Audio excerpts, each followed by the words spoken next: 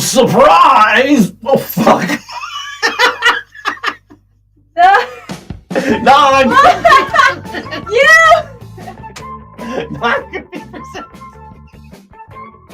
A surprising episode of your favorite show. God damn you, AJ. And now here are your hosts, Erica Johnson and Luna Nguyen. Wait a minute. Luna, what did you do to the audio presets? I didn't do nothing. Hello, everybody. I'm American Johnson. I'm American Johnson. This is how we like start the show behind the camera. What's up? What's going on, everybody?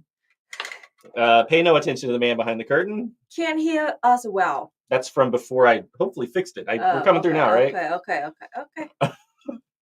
What does your tattoo mean? Which one? Which one? I have a lot. This is my first I have tattoo. this tattoo. Oh yeah, Luna's got tattoos. 2 of them. Show her your Luna tattoo. Can you see it? You see it? It's a very small little moon. Mm. I have this one I got. My first tattoo is in Korea. It means jung, which is kind of a Korean expression that means a lot of stuff, but among others, it means kind of being kind to others without expectation of anything in return. Oh. It's like a word we don't have in English. Because you always need something in return. Right. Exactly. This is a level because everybody's like equality kind of thing. That's the Wheel of Fortune, which is like a tarot symbol. That's the gray wolf, which is a alchemical symbol. Mm-hmm. You can Google that stuff if you want to know what it means. Just interesting stuff. I don't know. I like to get like esoteric, weird tattoos. A lot of people think it's cringe. I don't give a shit. I like it. How's everybody doing? How are you doing, Luna? How are you doing? Luna just like independently, and you never watched Friends, right? Luna just invented Joey like independently. That's a catchphrase of a character from Friends.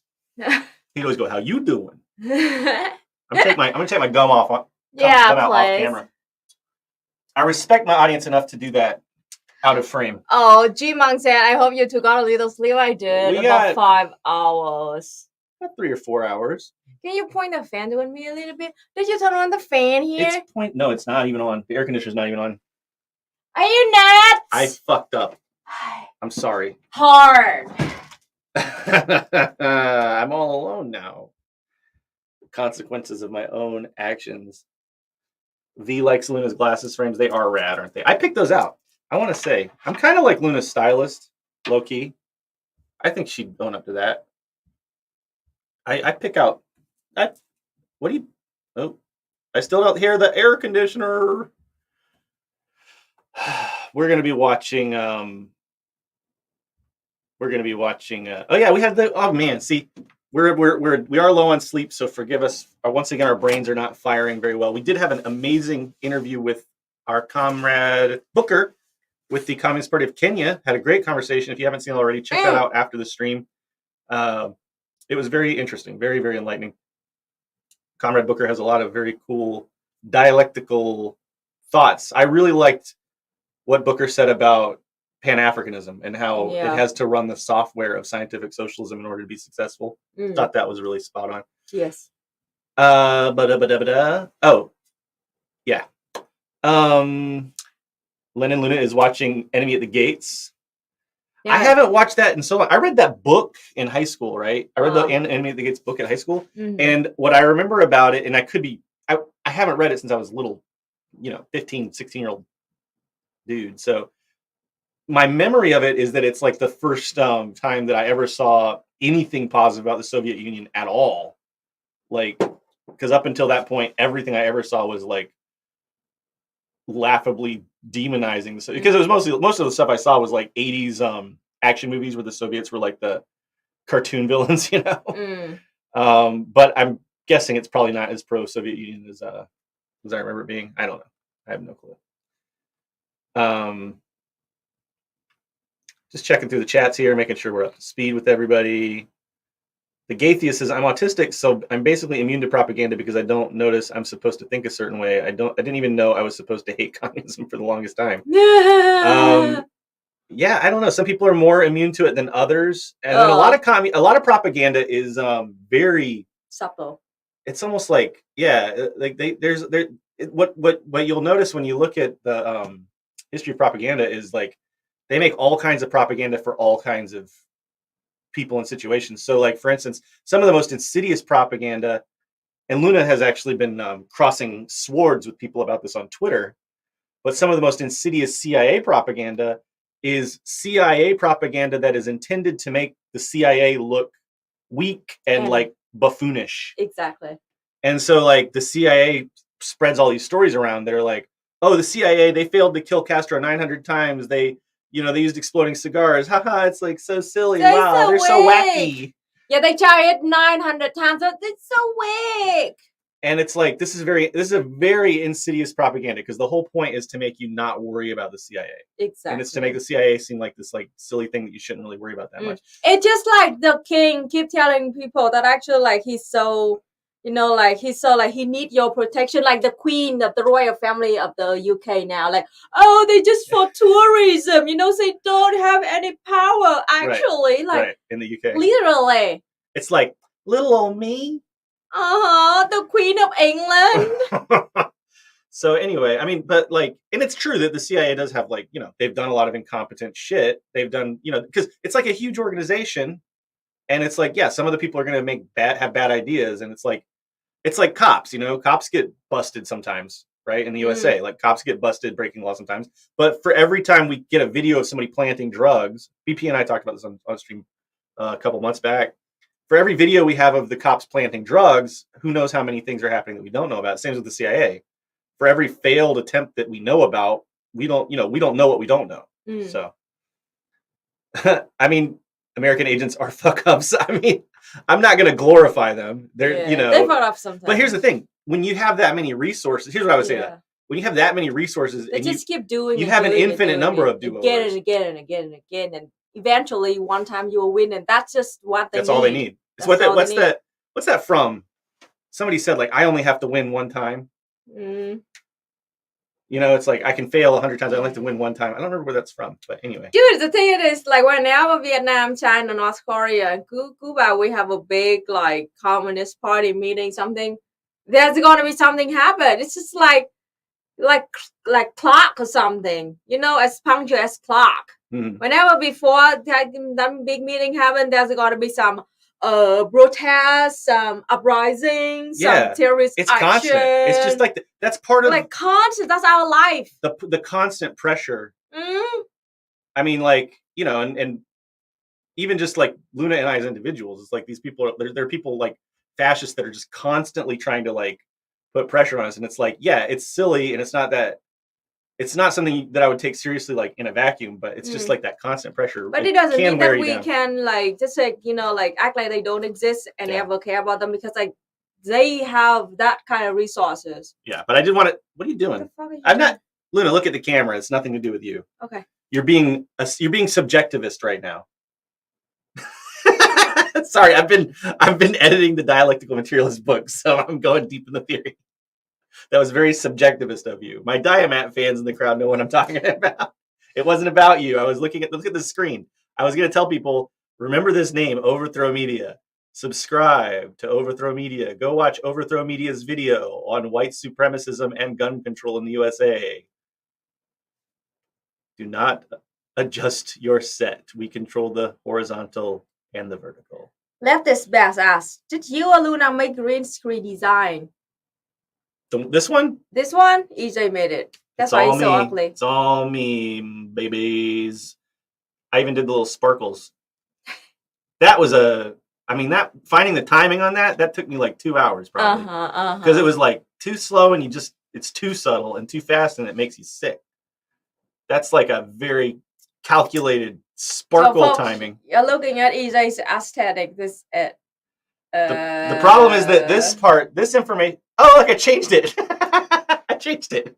I don't remember. Oh no, it's this part. This is the Sunday problem. Nights, this is the problem. Okay. More than half the year, this is wrong. Yeah. Like it's wrong right now, isn't it? Or is it not? It's right now. It's right now. Okay. But in the next 6 months, it will be wrong. Yeah, and I'm way too lazy to change that to a 10. So and re-render it. So it's like we just keep this. It's like no, we just need to do it twice a year. Well, it's still too lazy. Twice a year.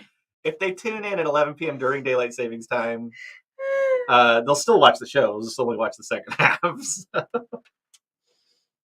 Overthrow Media followed up, by the way, CIA cops are dangerous, but they are fuck ups. It's like playing against the house. Exactly. They don't got to be smart when they got money. That's precisely what I was trying to say. Yes. Like they have so many fucking resources, they can fuck up again and again and again, but they'll still do damage. Exactly. That's the menace of capitalism. I mean, it's just like corporations, like, right? Like anybody who's had a corporate job, right? If you've ever had a job at a big corporation, you know that it's like you're surrounded by incompetence on all sides. And it's like they're the people, they have way more self-esteem and ego than they have earned, right? Like if you work at a big corporate job, tell me in the comments if you did. You know what I'm talking about. But it's like they have so many fucking resources. It's like, PragerU. PragerU is a perfect example of this. PragerU makes shit. It's the worst. It's so bad.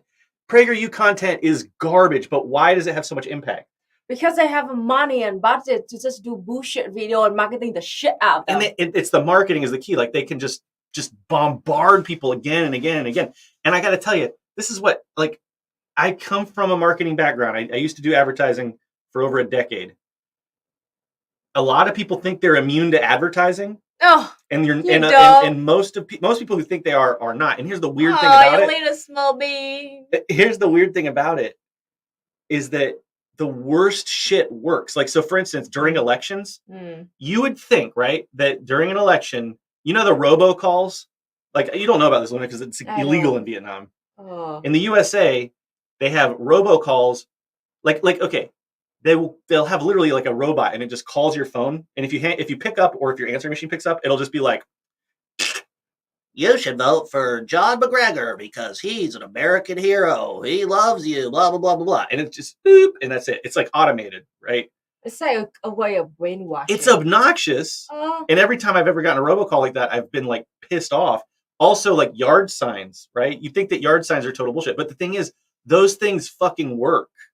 They work. Like, because when you just like bombard people's psyches with the same messaging over and over and over again, it does worm its way into your brain. It's one of the reasons why like incumbents in elections typically have a huge advantage, because you're already familiar with their name.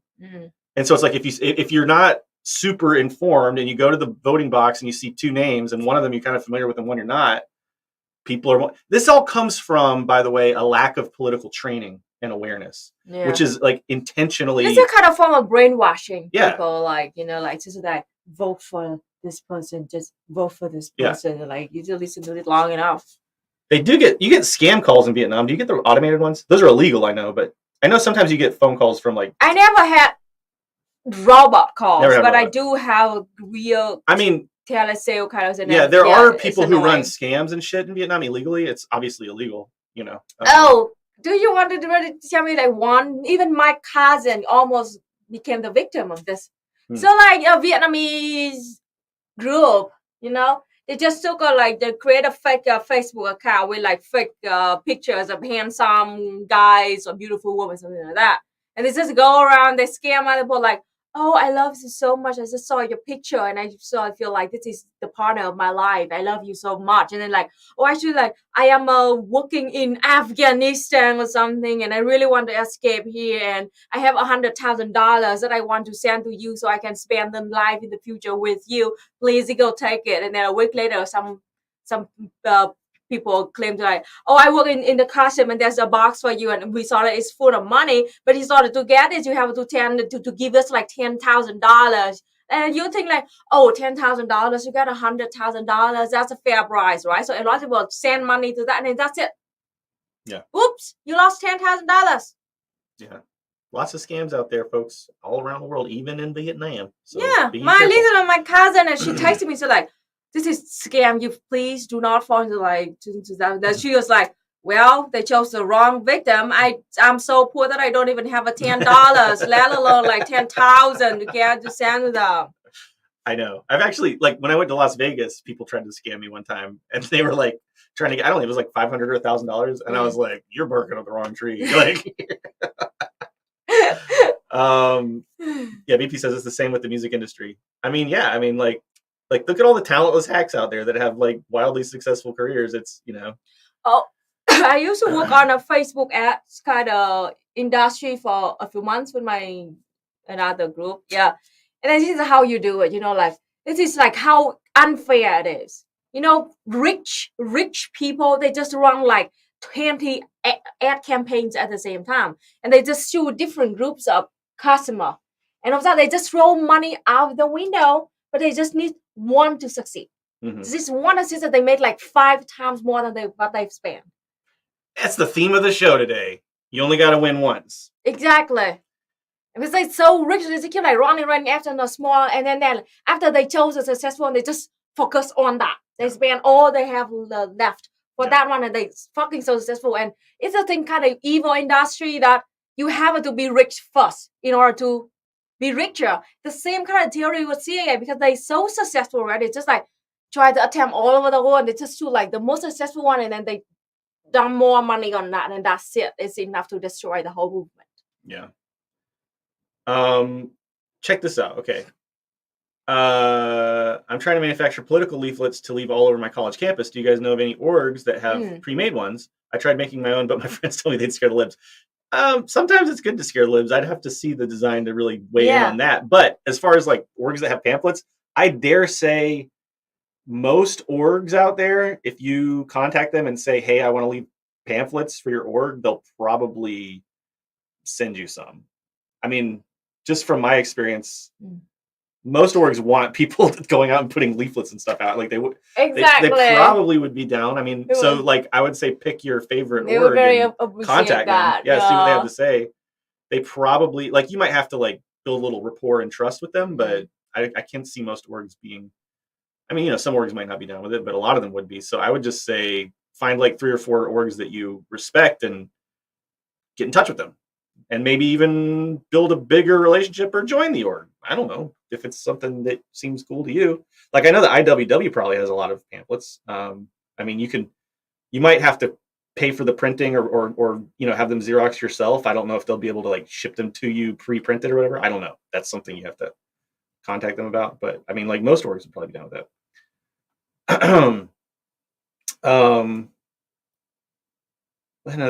Here we go. Another question. The Jester Chronicles. I'm traveling through Vietnam for 2 weeks early next year. Wow, awesome. Any recommendations? Yeah. Next year, huh? Is it going to be rainy season still, Luna? I don't think so. It's January, right? January is like the end of rainy season in central Vietnam. So I still kind of suggest you to avoid check the weather. And if it's January. We don't know what early next year means. It could be February, March, but could be February. February is totally fine. March is totally fine. Beautiful. January is a little bit risky though. So like the safest is like you go. Would be around Tet holiday. So you might think about go to the kind of mountainous area in the north of Vietnam or in my hometown Bu Luong. It's so beautiful in Tet holiday. Not raining, but sometimes foggy. It's beautiful. Yeah, Pulung was very, very, very beautiful. Of course, well, here's the thing though. If you want to go to Pulung, you got to have a motorbike. You have to have a motorbike. So take Luna's, if you don't want to ride a motorbike, which I never recommend anybody like learn to ride a motorbike and then in Vietnam, unless maybe you live here and you can get someone to like really teach you and you can at least get a book like Proficient Motorcycling or something like that and watch some YouTube videos because it's like, I mean, Da Nang's not so bad, but even Da Nang's getting very trafficky now. But anyway, I love Central Vietnam a lot.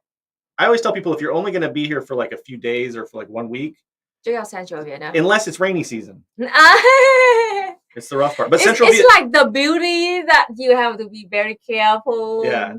Like Central Vietnam has history. If you can go to Hue, you can go to like the battle sites. It's got the beach if you like the beach like me. And then Hoi An is like an old Chinese trading town. It's like very beautiful ancient town.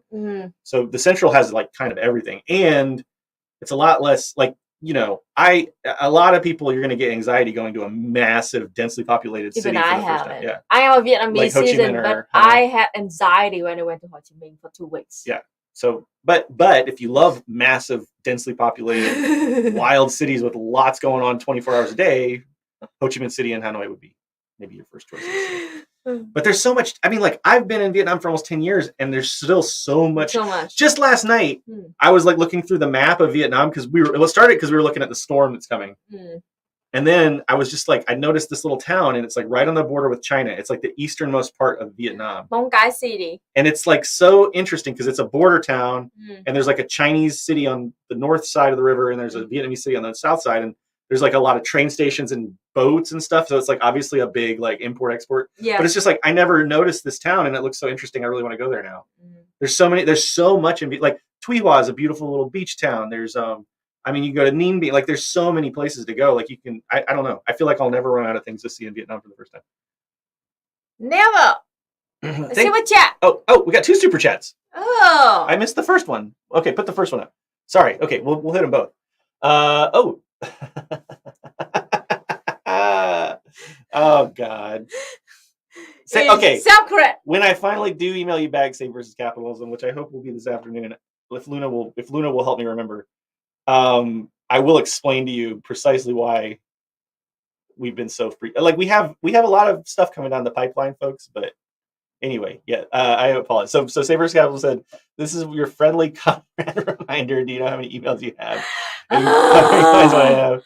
None of our business, really. No, I have so many. We are emails. literally swimming in unreplied I mean, emails. look. We almost dodged a bullet. Drowning. Listen, we thought we dodged a bullet with Booker, and then we didn't dodge the bullet. Yeah. Because like Luna, okay. This is so embarrassing. I hate that this is true, but it's like it might as well. There's no reason to deny it. Like Yeah. Booker from the Communist Party of Kenya, like somebody who we Awesome were aware of, and really wanted to talk to. They actually contacted us first, which is like very rare. People don't actually contact us for interviews very often. Yeah. So they contacted us and they were like, "Hey, we'd like to come on your show," which is like a huge honor. Yeah, honestly, that's amazing. to have like So anyway, this was like 2 or 3 weeks ago, and I was like, "Luna, put it on your calendar," and I did, and she did. I saw her do it, but like then we didn't get a freaking notification. Yeah, I don't trust these calendars. But anyway, I sound like such a old. I sound like my grandpa. I don't trust these calendars on these phones. So anyway, he was right. We were just about to go to bed. This was Saturday night, right? We were just about, because it was supposed to be, the original interview was supposed to be Saturday night for us, our time. And then we were just about to go to bed, and I just happened to check my phone right beforehand, and Booker had just sent an email saying, "Hey, we're still on for, tonight, right? 9 p.m. EAT." I thought it said EST. And it was just like, I was like, "Luna, oh my God, did you get a notification?" She's like, "No." I'm like, "Oh my God, okay, well, tonight, tomorrow morning, we got to have this interview." I don't know if this is an interesting story, but just, it's wild. So the next morning I wake up at like 7 a.m. and then I've got all these emails from Booker. They're like, "Did you get the wrong time zone or what's going on?" Because like we fucking stood up Booker. I'm so sad about that. And then they're like, I'm like, "Oh my God, I'm so sorry. We like had all these scheduling problems and we messed up." And the time zones. And Booker was really cool about it. And was just like, "Can we just do it, tonight at the same time?" And I was like, "Yes." And we'll get the time zone right this time. And then we had the interview. Just to let you know how terrible we are at doing our job. It's like through all fault of our own. Usually I was pretty much good at it because I have my whole system. But during this time, we had so much. We have a lot going on. I mean, it's not an excuse so much as it's just an explanation. I feel terrible. Yeah, it's rough. It's rough. Okay, we got another super chat though. Let's see. Where the hell is it? I lost it. Find it, Luna. Find it. Okay, Luna's Johnny on the spot. Okay, agree on motorcycling no matter where. Yeah, I mean, I've been motorcycling since I was 15. When did you get your first motorbike? When did you start motorbiking? When I graduated in university. So you're like 20... 21. 21? See, that's why I'm a better motorcyclist than you.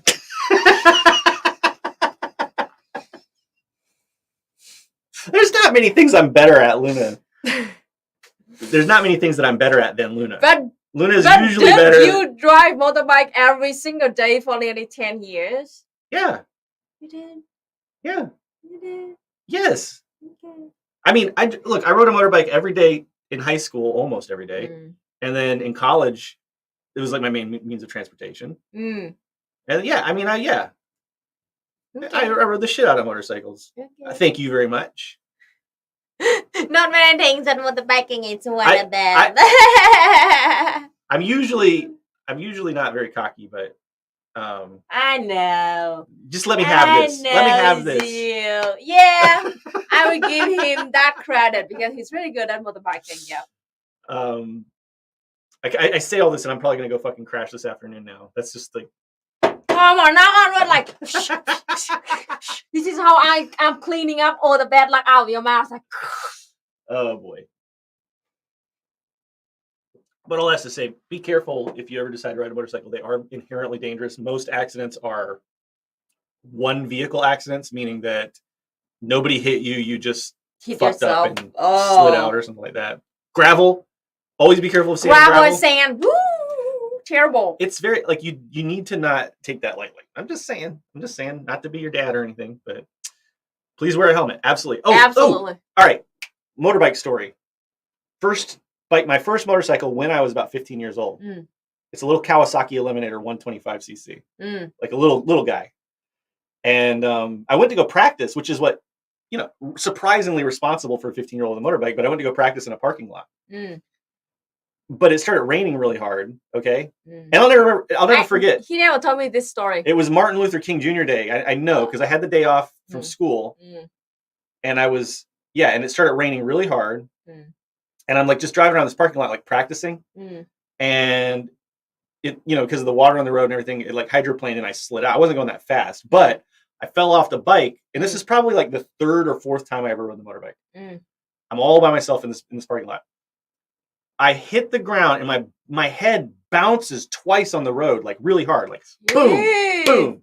And like, I know if I wasn't wearing a helmet, I would have died. Like it was like really hard. You would have at least like concussion or something. But like, fortunately I had a helmet on and I just sprained my wrist. But it was like, I'm glad that happened because that was the moment when I was like, I am never riding a motorcycle without a helmet. Because like, I would be dead right now. So I wouldn't be here blabbing to all of you. Maybe that would have been a good thing. I don't know, but I don't want it to happen. So that's why I wear a helmet. Aisling Ayers, thank you so much for the donation. We appreciate you. It says, speaking of emails, some friends of mine in Starbucks Workers United here in Buffalo would like to get with both of y'all on stream. Yes. Wait a minute. Oh, yes. That's amazing. We definitely want to talk. Here, I'll put the email address on screen. Okay. We got to start checking our email, Luna. There's too much shit falling through the cracks here. Here we go. Non-compete co-op, COOP at Gmail. That is the best way to get in touch with us these days. Non-compete co-op at Gmail. Yeah, we would absolutely love to talk to them. That's fucking cool. That's amazing. Like I tell people, like, I don't get starstruck by celebrities because I've worked with like a lot of Hollywood actors and stuff. I get starstruck by like these awesome union organizers and activists and stuff that are like doing really cool stuff. Like that's really cool to me. I'm sorry. I pronounced it wrong. Aisling. I apologize. Okay, yeah, Aisling. Apologize. I'll try to program that into my terrible memory. Dream in Irish. Beautiful, Aisling. That is cool. See, that is cool. It's especially embarrassing to me because I'm like, remember I did my DNA test. I'm like 92% Irish. I have like so little connection to that Irish culture because my ancestors bargained away their cultural identity for acceptance into whiteness. Traitor. Fucking traitor. Resent that. I will always resent that. You know what? Like the word in Vietnamese that I think that fit very much with the meaning of it. Dream in Vietnamese, mơ. Mơ. It just. Mơ. That's like my favorite word in Korean. It's wait. I want to make sure I don't fuck it up. It's been so long since I've studied Korean. So like the Vietnamese word mơ sounds very dreaming, right? Like floating slowly, kind of smoothing, kind of thing like that. It's like mơ. Mơ. Yeah. Okay, yeah. I was right. Okay, so Korean, my favorite word in Korean is the word for tongue, which is hye.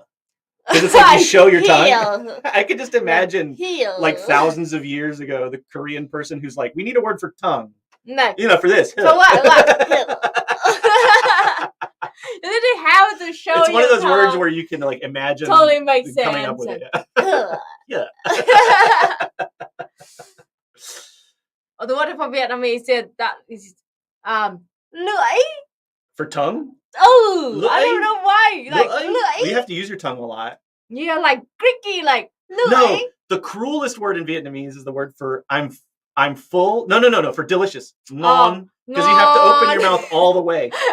So it happens to me all the fucking time. Like some kind Vietnamese people will be like making me a meal or whatever. I'll be at a restaurant and they'll be like, "What do you think about your food?" And I'm eating. I'm like, ngon.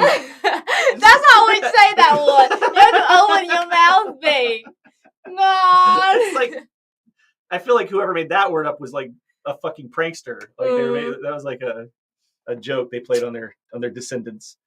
Star Fox, I'm really sad to hear that you lost your dad in a motorcycle accident. I lost an uncle in a motorcycle accident, and I lost a good friend in my 20s in a motorcycle accident as well. So definitely that's terrible. In Spanish, tongue is lengua. Lengua. I like that word. Okay, what do we want to do, Luna? We got some news stories we can go through, or we can go right into the films. How many Brazilian comrades did you? Oh, gosh, yeah. What's up with? Hey, okay, Brazilian comrades. We know you're out there. What's going on with Bolsonaro? Can you confirm? Because so what we're understanding is that what country do we live in? We live in Vietnam. We live in Da Nang, Vietnam. Is he Brazil, Bolsonaro. Yeah, okay. Is he we can't say the word because we'll get demonetized. Yeah. Is Bolsonaro a very bad P word? Bad P word? Like because we saw this, like, we don't speak Portuguese, but we saw this clip where it looked like he said some really messed up stuff. Yes. And then some people just yesterday, some people in their replies were saying, Venezuela. Yeah, oh my gosh, what a great time for the porn bots to show up. Yeah. Block. Okay, so some people in the comments were saying that it was no, not fascist. We could say fascist for now. Yeah, the P word. Like I don't even, the Brazilians will know what we're talking about. Like it's think of the worst word you can think of that starts with a P. Anyway, it seems like we don't have any Brazilians watching right now. It's odd. Oh, because like today it's a presidential debate, so everybody watching it. I don't know. Okay, that makes sense. I can see that.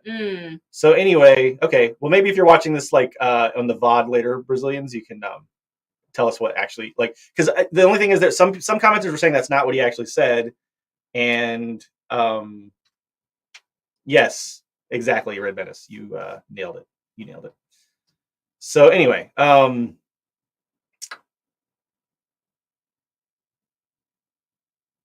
long you bedridden for? Between the two stream. Oh, if that's what you're about, yeah, we got about 5 hours of sleep. Oh yeah, nonce. We can say nonce. That doesn't spring to mind because I'm not English. Nonce. Or I'm not from the UK. So yesterday in a podcast. That's right. He's a bit of a nonce, ain't it? But anyway, well, just if you don't know about it, yesterday in a podcast, Bolsonaro, the president of Brazil, just told a story. The subtitles we saw said that he had a chemistry attraction to like a 14-year-old, and then he followed her into this brothel, and then like it was just like disgusting story. Yeah. And I don't know, like some people in the comments were saying that's not actually what he said. I just want to. I'm just curious what actually happened. Anyway, it seems like all of our Brazilian comrades are watching the debate right now. So, so we don't know for sure yet if Bolsonaro is a nonce wenka in it. We don't know. What do we think about Lula? I mean, critical support for Lula. You know, it's like we know that Lula's not going to usher in the communist revolution, but I definitely think that almost anybody would be better than that. I mean, it's lesser of two evils. I don't know if Lula is like, I wouldn't quite put Lula on par with like Biden at all. I don't think Lula, and I know that Lula would have a better would improve relations with like Cuba, right, and other countries. So let me try to speak this. I'm so glad British got no You just went like, you just crossed the line, Luna. Wait a minute. Dial it back like 50%. Okay. Dial it back like 50%. You just went too far. All right, try again. 50% Okay. British level. I'm so glad. Now, what says it? I'm so glad I'm British. Because we know how big. Whoa. You got to hit the S's a little more. Okay. Spate. Spit. Okay. All right, one more time. And action. I'm so glad I'm British. Because we know how big, house big. Whoa. You're probably about as good as Dick Van Dyke now. You've like hit Dick Van Dyke level of Cockney. I know I speak British accent. I have a Cockney accent. Yeah. I got that. Oi. You gotta if you can't say oi, you can't. Oi. Oi. Oi. Oi. Oi. If you don't speak English, you could probably go to England and just go oi. Oi. Got that. Or if you want to be punky, be like oi. Sorry, British people. Sorry. I'm from South Carolina. I feel like I'm allowed to make fun of other white people's accents. I mean, come on. Nobody gets dunked on more than the Southerners in the U.S. I mean, it's like anytime you see a character that's Southern in any movie, they're either like an asshole, like villain, or just like completely brainless, like yokel. You know, there's no, or there's some kind of like, I don't know, like there's no positive representation of Southern people. Not to say that we've earned a lot of positive representation. I'm just saying. I do declare, yeah. I do declare. I may come down with the vapors. I'm a bit overwhelmed. I need my. Do you have a handkerchief? How are you doing that? I need to be like. I do declare. I say it is a powerful hot today. That's what I really talk like when we're not streaming, actually, right, Luna? That's my actual voice. Lou is your inner voice. Oh, yeah, that's right. Going heavy on the anti-white racism. It's like Poe's Law. I can't tell if people are really mad or not. Oh, can't tell. If you're really mad right now, like go have a nice relax. Go take some water. Go drink some water. or a mint julep. Might I recommend a refreshing sodium bicarbonate? I'm literally from Charleston, so I'm allowed. I'm always amazed at British accent. Bo of the Fifth Column does try and erase the Southern stereotype. Bo's a great positive representation of Southern people. There you go. What are you going to teach me? Like the rain. The rain falls, in Spain. The rain in Spain falls mainly on the plain. The rain in Spain falls mainly on the plain. Except golf clap. My fair lady. EJ can't be white. He's red as a bee. See, now there's the anti-white racism. Who's the anti-white racist now? Omega Haxors. I am offended. Oh, you are canceled, Omega. How dare you? How dare you point out an obvious physiological fact? I didn't know My Fair Lady was in the cards. Luna and I want to do a version of My Fair Lady, but it's like like a white dude learning Vietnamese, like struggling with the tones. Like My Fair Gentleman. It has to be in Vietnamese though. Yeah. Like like tay đẹp trai. Like tay đẹp trai. No, that is cringe. That is so fucking cringe. I cringe so fucking hard. I regret regretted it as soon as I said it.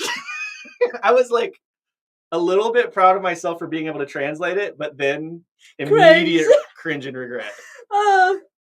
So I have a bunch of tongue twisters for you. You want to learn it? Lay it on us. Lay it on us, sis. Ông bụt chùa Bùi. Oh, we're doing this. We're doing this. Like, I'm okay. Starting. I wasn't in the right frame of mind. Okay. Start again. Ông bụt chùa Bùi. Ông bụt chùa Bùi. Cầm bùa đuổi chuột. Cầm bùa đuổi chuột. đuổi chuột. So the meaning is this. There's a Buddha. What did you just make me say? This would have been a great opportunity. And then say it fast. Ông bụt chùa Bùi cầm bùa đuổi chuột. Say it one more time slowly. Ông bụt chùa Bùi Ông bụt chùa Bùi cầm bùa đuổi đuổi chuột. chuột. Rồi. Say it again. Wait, can we type it out? I just can't remember it. I have a bad memory, even in English. You can type it out, yeah. All right. Doesn't matter, yeah. All Ông right. bụt Ông bụt chùa Bùi chùa Bùi cầm bùa. cầm bùa. It means the infamous mistake. So ông bụt chùa Bùi cầm bùa đuổi chuột. Đuổi chuột. It literally means, this is a saying in Vietnam, saying like, the sentence means, the Buddha in the Bùi pagoda took a spell paper to scare away the rats. Oh, okay. But if you speak really fast, it would mean that the Buddha in that Bùi pagoda hold his to scare the rats. And Israel, and they type it out, he made that exact mistake. Yes, he just typed out the Ông bụt chùa Bùi cầm bùa đuổi chuột. Did I say it right that time? ông bụt chùa Bùi. Oh, Bùi. It's just one letter. I'll put it from Bùi, the name, into the little P word. Ông bụt chùa Bùi cầm bùa đuổi chuột. Chuột. Now say it fast. Ông bụt chùa Bùi cầm bùa. Ông bụt chùa Bùi cầm bùa đuổi chuột. Faster. Ông bụt chùa Bùi cầm bùa đuổi chuột. Faster. Ông bụt chùa Bùi cầm bùa đuổi chuột. Did I fuck it up? No, you did not, but almost though. I didn't talk about the old See, man. the Vietnamese come around a lot bad, and I know it. It's Fast like ông bụt chùa Bùi cầm bùa đuổi chuột. we have. That's how fast it should be. I Ông slit a bụt chùa Bùi cầm sheet. bùa đuổi chuột. I slit a sheet. A sheet. I slit. Now on the slitted sheet, I sit. Headache. He gives me headache just thinking I slit about a sheet. A sheet. I slit. Now on the slitted sheet, I sit. I can't do it. Vietnam has perverted tongue twisters. Yeah, a lot of dirty Vietnamese jokes. Lots of dirty. Another word is con lươn nó luồn có lườn em. Oh God, I know where that one's going. I'm not even gonna try. We'll get content restricted in Vietnamese. That's an inside joke. It just means that the eel just swim through my chest. Eel just You don't have to swim explain by my chest. You don't have to get us That's it. demonetized with the alternate translation. People can use their imagination. And Okay. whenever you learn Vietnamese, like have so many perverted tongue twists, teacher. All right, you want to talk about how cringe libs are, or do you want to go to the propaganda movies, or what? Whatever you decide. It's not even 11 yet. Let's hold off the movies for the second half. Okay. Okay. All right. So we will be watching cheesy movies, the worst we can find, in about 15 minutes. I wanted to show you all this. Okay. I'm just the EU profile picture. Oh gosh. The EU profile picture makes this so much better. And the UN flag. Oh my gosh. EU. All right. So political horseshoe. Horseshoe theory. Lunatic fringe. Anarchism and Islamism are the two ends of the horseshoe. Okay. So if you're not familiar with horseshoe theory, it's that Pause a second. We just have a donation. oh, we got a donation. Yes. Okay. From Inabri. Says, after being in so many countries and learning the basics, bathroom, hello, food, and small talk, I am ruined for fully learning any language. as I throw in German and Turkish and Spanish because my brain is confused. That happens to me too. For real. Like, it happens to me all the time. Like when I try to start going back and studying Korean, like the Vietnamese words creep in. And then, occasionally I'll go back and like just see if I can brush up on a little German or Spanish. And it's like the Vietnamese or the German, or they do get mixed up for me. How do you avoid that, Luna? You don't have that problem. I don't. You're just good at it? You got good? No, I guess because like after you spend a little bit more time and learning deeper, you don't have that confusion anymore. Yeah, once you start to immerse, it does. You do click over. That's true. It really happens to me the most when I'm just getting back in. Yeah. So maybe you just need to stick with it a little longer. Maybe it'll click. I don't know. Immersion is amazing. Like that's the best. That's the best way for me to learn for sure. Okay. So the horseshoe. The horseshoe. If you're not familiar with horseshoe theory, the idea is that the farther left you go, eventually you come around in your right wing. That's the idea. Yeah. It's just bad. It's like the political compass or the political spectrum. It's just a silly way of thinking about politics. So, okay, according to this, if you're in the center, you are science accurate. Oh gosh, the enlightenment centrist. The enlightened centrist, yes. Yeah. If you go a little bit far to the right, you're a corporatist. If you go a little far to the left, you're a hedonist. Like how is hedonism like a fucking political ideology? What does that even mean? Hedonism is like a philosophy where you should just like enjoy life.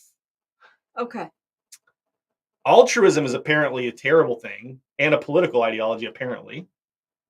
And then environmentalism. Oh, those environmentalists, they're just a little too far to the left. Whatever. And then socialism. Wait a minute. What does altruism mean? Altruism means like putting putting others before yourself. Is that a bad thing? According to the EU and NATO stands. It is. This is our culture of the East. So you put other people's interests before you. It's not straying into like anarcho-fascism. as this fucking chart would put it. But it's just a little bit too far to the left. You have to put yourself before others a little bit. You have to put yourself before others a little bit. That's the enlightened centrism. Yeah. Okay. If you go farther to the left, you run into socialism. Now this is where you're starting to get into the real scary territory, the socialists. You get into postmodern. Like, what is this? What is this? What is this? Like, this like what? Postmodernism? Socialism? I mean, after socialism, what? This is like Jordan Peterson shit. Third wave feminism. This is definitely the fuck is this? This is definitely Jordan Peterson shit. My brain hurts. Are Jordan Peterson stands like just like moving into like the EU NATO globe emoji world now? Is that what's happening? Good night, Save versus Capitalism. Thanks so much for joining us tonight. Night. And Luna, please help me try to remember to reply to SVC. Okay, then you get it's like so funny. It's like, is this like a political path you could take? It's like, well, I started as a socialist and then I started hanging out with those postmodernists. And next thing you know, I was a third wave feminist. And then now I'm deep into communism. But at least I haven't gone as far as anarchism yet because, then you're just one step away from Islamism. Because you know how often anarchists convert to Islamists. It happens every day. Well, Islamists convert to anarchists. Like what? That happens all the time, yeah. Islamists and anarchists, we're always just jumping ship to each other's camps. Like, it's a natural progression. How many anarchists here in the chat? That like one step former Islamists. Former Islamist. I mean, there probably are some, but probably I would imagine. Correct me if I'm wrong. It wasn't like a little tiny step. I'd imagine there was a little bit more of a ground shift there between. Just like day and night. Yeah. But anyway, move all the way back to the center, the enlightened. Okay. Let's go back to the central. Let's go on a journey to the right. Okay. If you're a little bit far to the right, you're a corporatist, which is not as bad as a Catholic. What are they fucking talking about? What's capitalism? Excuse me. You know how often corporate CEOs just convert to Catholicism? Yeah, right. And I mean, and they abandon their post for the corporation to join the clergy.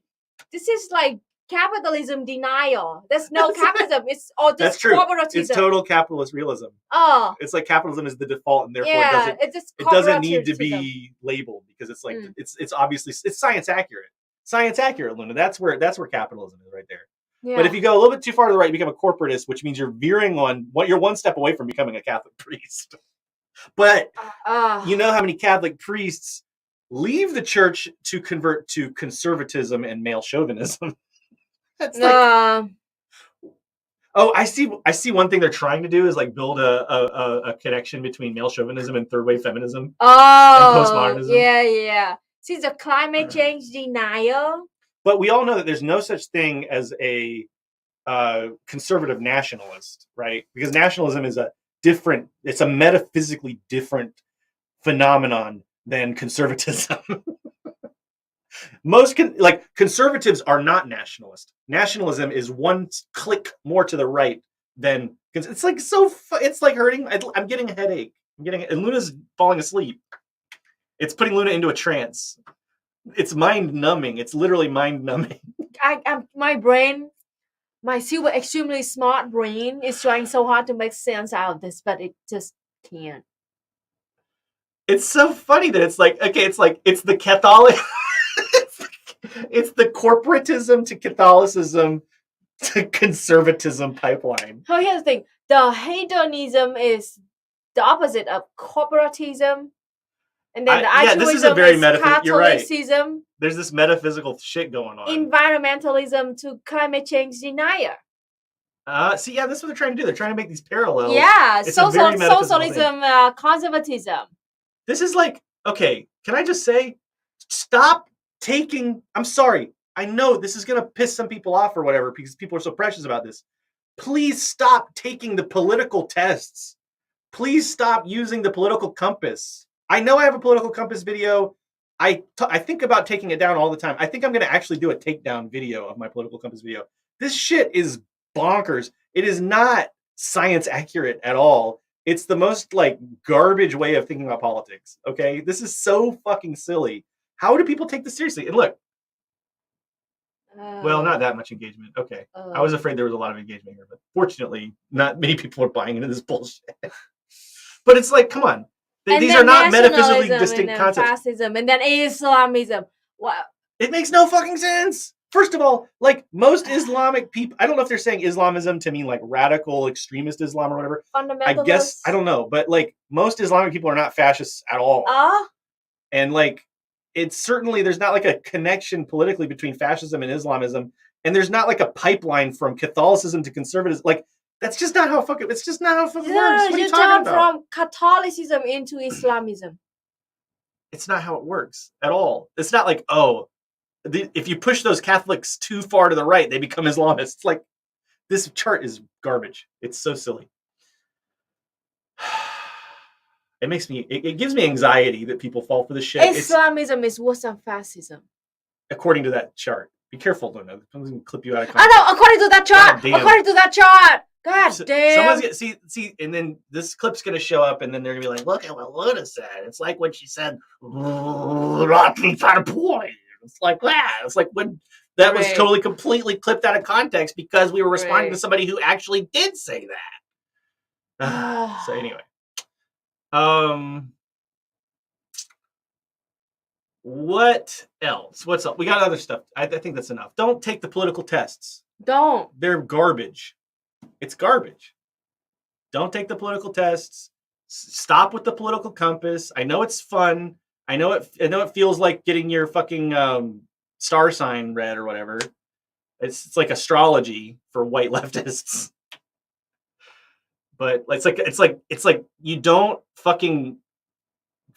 get a deeper understanding of politics through this like pseudo Myers-Briggs garbage analysis where you just like take a test and like, oh look, I guess I'm I guess I'm a Catholic. I took this political test. Turns out I'm a Catholic. Even though I don't really believe in following it, but I mean, it's so funny. Somebody love Isa shirt so much. Oh yeah, well they are available at non-com/shop. Yeah, like right-wing Catholics apparently aren't as right-wing as right-wing Muslims according to that fucking chart.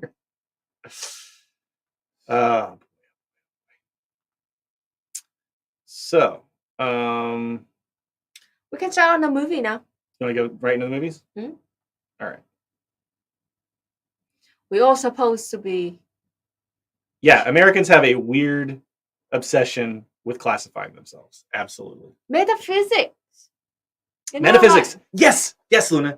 That's correct. It's a metaphysical idealist shitstorm out there in the West. That's all it is. It's like you love categorizing things and put them like into like distinct definition. Yeah. And then you love like if you can't do that, and you're like incompetent or something.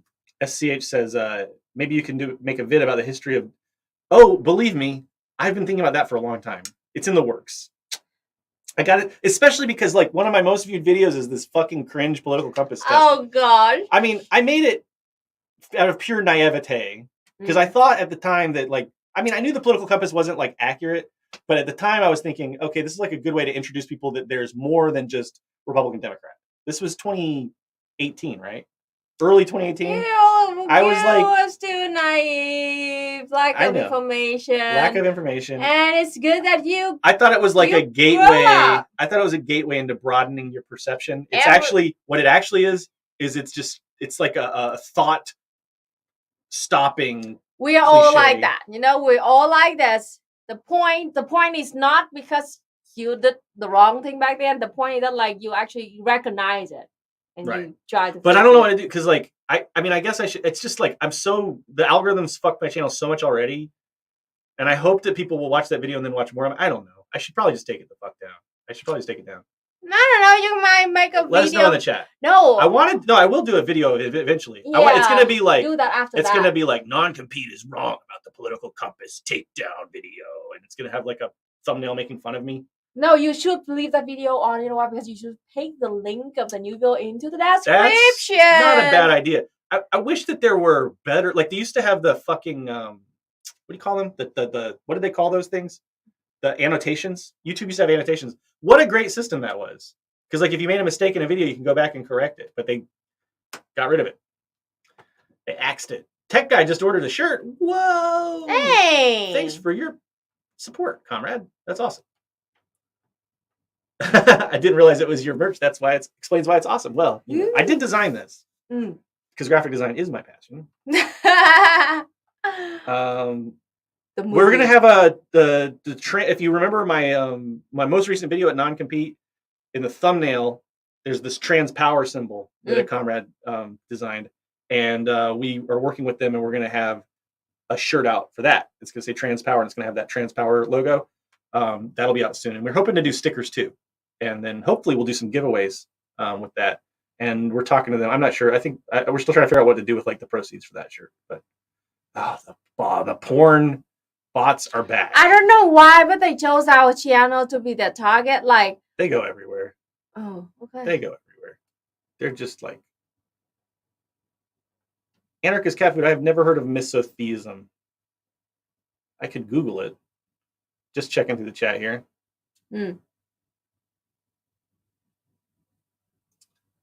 I love this word. Huh? It's because you both so sexy. Sexy.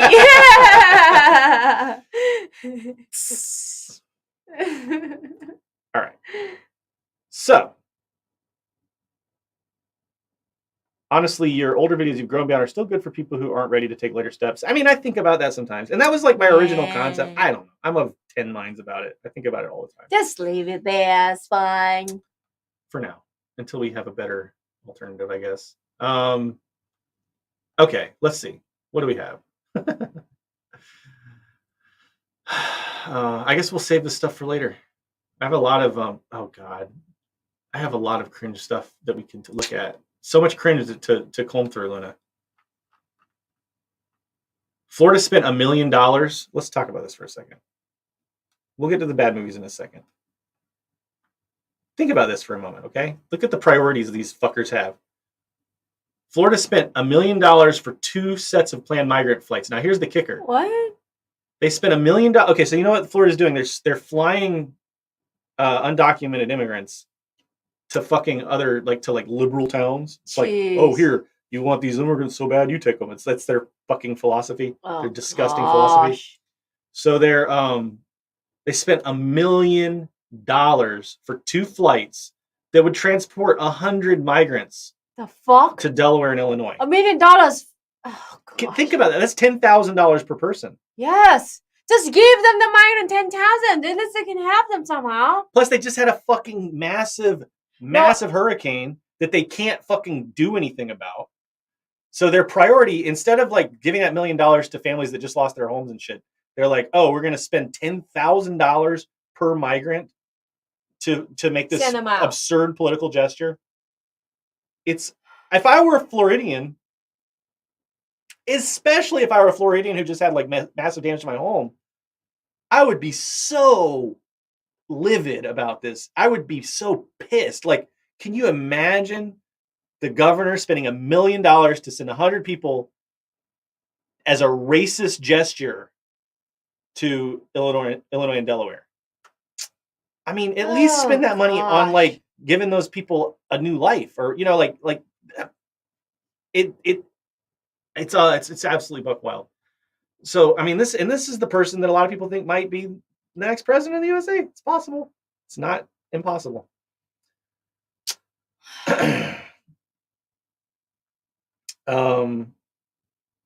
My gosh. The last time DeSantis flew them to the vineyard, Martha's Vineyard, I think the math came out to $240,000 per person. It's like they're spending all these fucking resources to be racist and to signal to their racist base that they are racist. Yes. And when they could be spending this money to like improve the lives of working people. I feel so fucking sick to my stomach seeing like the people being treated horribly, seeing the money being wasted, and seeing people they are just like, it's a normal thing to do. This is exactly right. It's not about the money, it's about power. What were you saying? Well, I interrupted your mock. Continue your mock. I'm sorry. I thought you were done with your mock. You paused. You lingered in your mock. I'm even mad. You know, I'm more mad at Floridian people who say this like this a normal thing to do. It's like nobody got mad or do anything about it. It's like It's disgusting. It's a sad right? society. Yeah, it's sick. It's literally a sick society. Like, this is a social disease.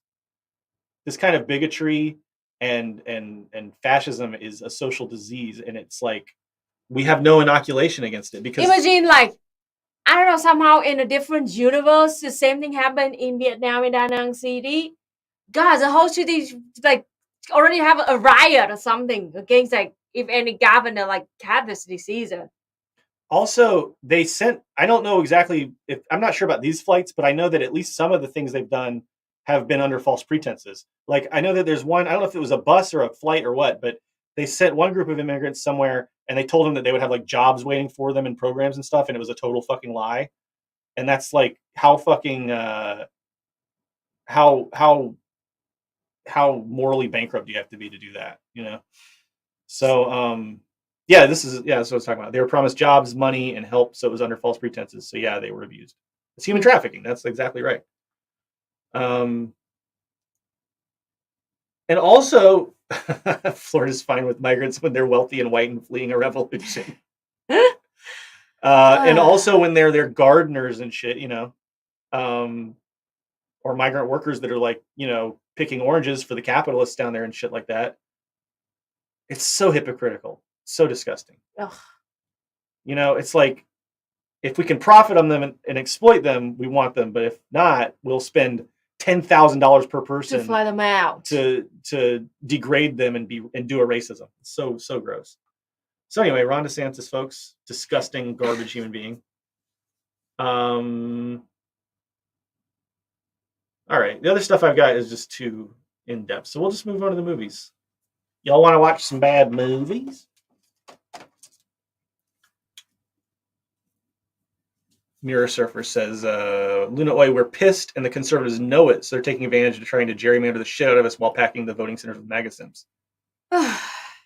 Yeah, that's right. I mean, you know, it's like, notice how things have changed since 2020, you know, since the uprising and since COVID has just laid bare the iniquities of capitalism. Like, there's no doubt everyone's suffering right now, like everyone, right?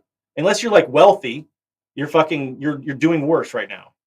And there's no way that they can sustain this narrative that like capitalism lifts people up out of poverty and capitalism is the greatest system on earth and all this shit. They can't sustain the lie anymore. So they have to dig deeper and deeper into their dirty bag of tricks. That's why there's so many psyops being run on the left right now, by the way. Yeah.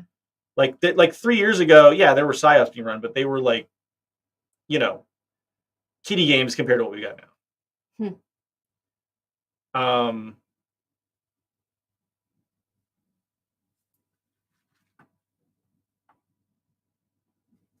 Yeah. So,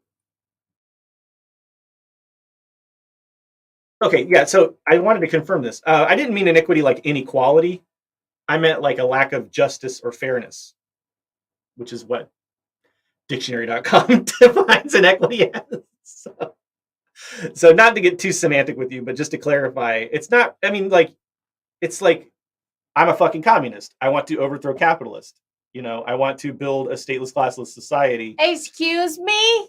This was this kind of false information. This said, excuse me? What kind of universe are you living in? Martin, you need to do more research. Dude, go Google it. Go like the poverty rate in Vietnam and the poverty rate in the USA. No, as Parenti said, the revolution I support is the revolution that feeds the children.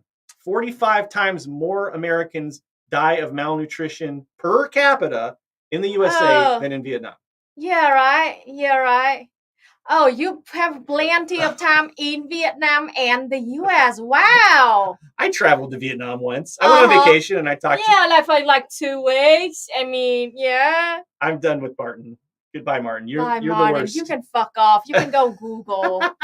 They die of malnutrition, Martin, please. 45 times more. I can't handle the can you find this person, Luna? It's misinformation. Jesus. This is what? Just X. Copy and paste. I hate the Twitch. Why can't Twitch give us like a 3 dots or a right click, by the way? I hate all these text commands. Exactly. We've moved beyond Microsoft DOS Twitch. We're done with it. I just want to right click someone's name and ban them. I don't want to have to fucking go and type in their shitty first name, bunch of numbers username, which by the way, this person has first name, bunch of numbers. Enough with the Langley posting. Okay. First name, bunch of number, and very shitty opinion. Yeah. God damn.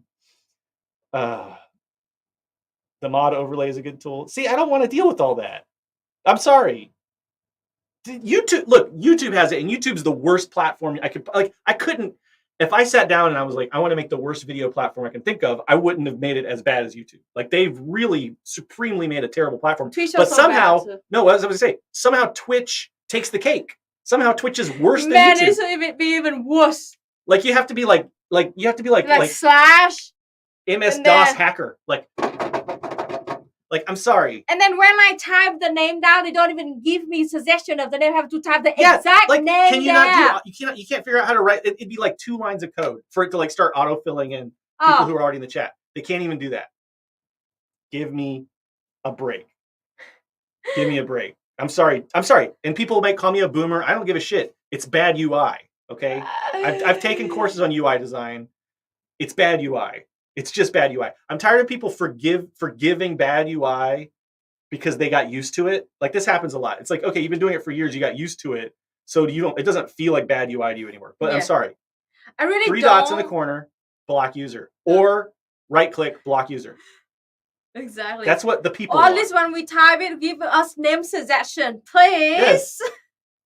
But I don't want to type in MS-DOS commands while I'm in the middle of a fucking live stream. Okay, Twitch? Oh, exactly. And annoying trolls. Like I want to be like, it's like so there's a stand-up comedian, I don't remember who it was, but they were talking about how like hanging up on somebody used to be really satisfying because you'd be like, fuck you. Right? But now it's like, fuck you. It's like it's not satisfying anymore. Exactly, I understand that you have to be careful. Like push the right button or you have to click the different Well, and it's just button. like you have to it's just like the phone. It was the old analog phone. It's just like and it clicks. It's like you slam it. But the phone, it's just like listen to the sound of like angrily hanging up with someone on a smartphone. It's like and you don't Nothing. you don't even dare to push it too hard. You Yeah, don't, you don't want to break to your crack screen. the screen. It's like, this is 3 months of my salary. Oh, man. All right. Anyway, that's my feedback for Twitch. A foldy phone would be good though. Yeah, you could fold a phone. Samsung's new phone is a foldy phone. I know, but see, the Samsung's new phone is like $1,500. Yeah, it's crazy.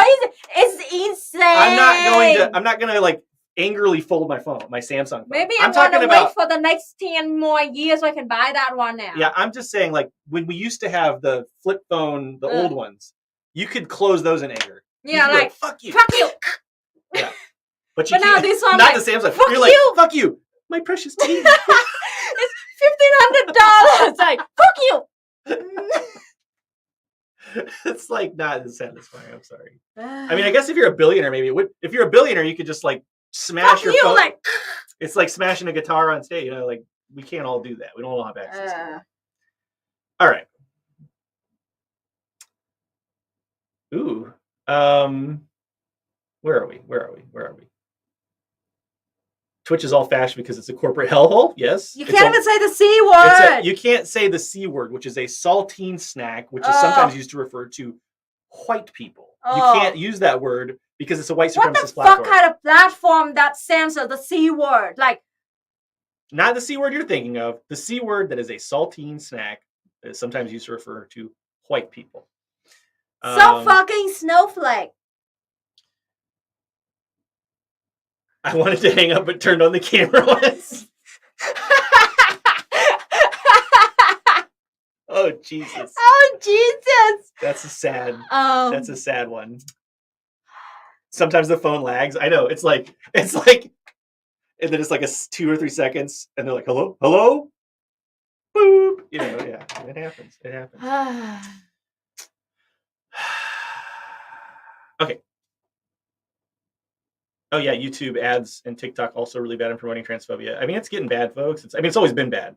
It's getting worse. Let's put it that way. The thing is that like Twitch is such a white supremacist platform that people can use the R word, the R slur. Oh yeah, but not the C word. They consider the C word is a slur. They can even use like. And the little slur is not. They can use R word and N word tactically. Oh, tactically. And it's fine. I just did a tactical slur. But the C word, no, that's just a line. All right. Gosh. Let's relax with some nice, heartwarming American propaganda. Luna, I don't think you've seen this yet. Now, if you've seen the non-compete Why Capitalism Sucks series, you will have seen some of the footage from this video we're about to watch. This is a nice old 1948 color cartoon. And it is from Sutherland Productions, John Sutherland Productions. It's called Make Mine Freedom. Okay? Little background. This Cold War era cartoon uses humor to tout the dangers of communism. Jack said, inject the sweet, sweet American propaganda into my veins. Well, you're about to get exactly what you want. Exactly what you want. Oh, we got a donation, Luna. Hey. From 25 minutes ago. Comrade Isabel, please. I hope you're still watching. It's 420. I feel so bad. So. Oh yeah, 420. That's a dab. Comrade Isabel says, I hope you're still watching. Okay. Says, thank y'all so much for everything you do. Being a trans commie in Texas tends to be isolating, and y'all always make me feel like I'm hanging out with comrades that are fun, caring, and with much to teach me. Can't wait to read the books.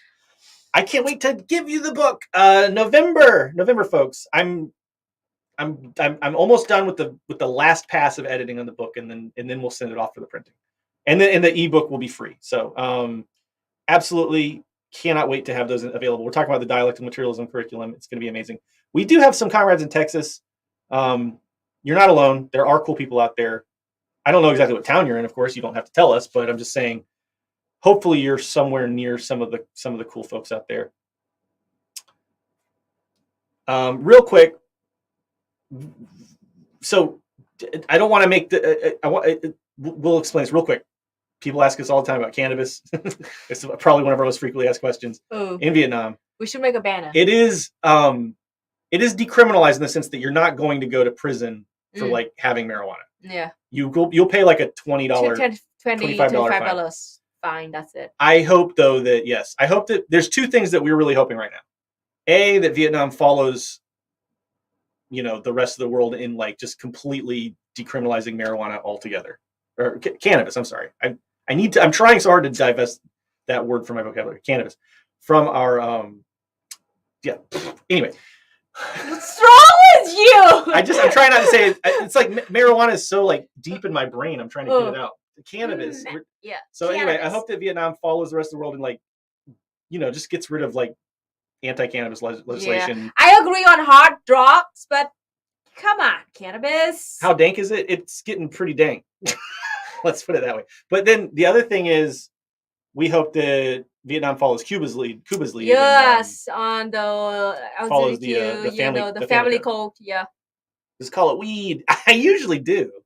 Just call it weed. Marijuana just pops out when I'm not paying attention. So here's the thing too. I think that we kind of still trying to intentionally put it in a gray zone, So it's actually like not illegal or illegal, but in fact nobody. Literally, we've had this whole conversation like 10 times on stream. Yeah. So anyway, propaganda, U.S. propaganda. Okay, so that's where they are. Okay, make mine freedom. The end of World War II did not bring. Okay, I don't know what this is. We're just gonna watch the video. Okay, 1948, folks. 48, huh? Yes. Right after World War II, right at the beginning of the Cold War. Let's see what America has to say. This is one of a series of films produced by the Extension Department of Harding College. That's too fast. I know. People read faster back then. To create a deeper understanding of what has made America the finest place in the world to live. So this is where the myth came from. The greatest country on earth. Well, you know what? They're doing like the manufacturing consent right now, right here in this video. And this is a college, by the way. This is a university giving you this. And so after the time, like after the World War II, and the U.S. is trying, like, they gain a lot of benefits from it. I want to make it clear, though. The reason that the USA was probably one of the better places to live in 1948 was because they had just had a horrible world war that destroyed like the rest of the planet. Yeah. So the USA is one of the few places that didn't get affected by that.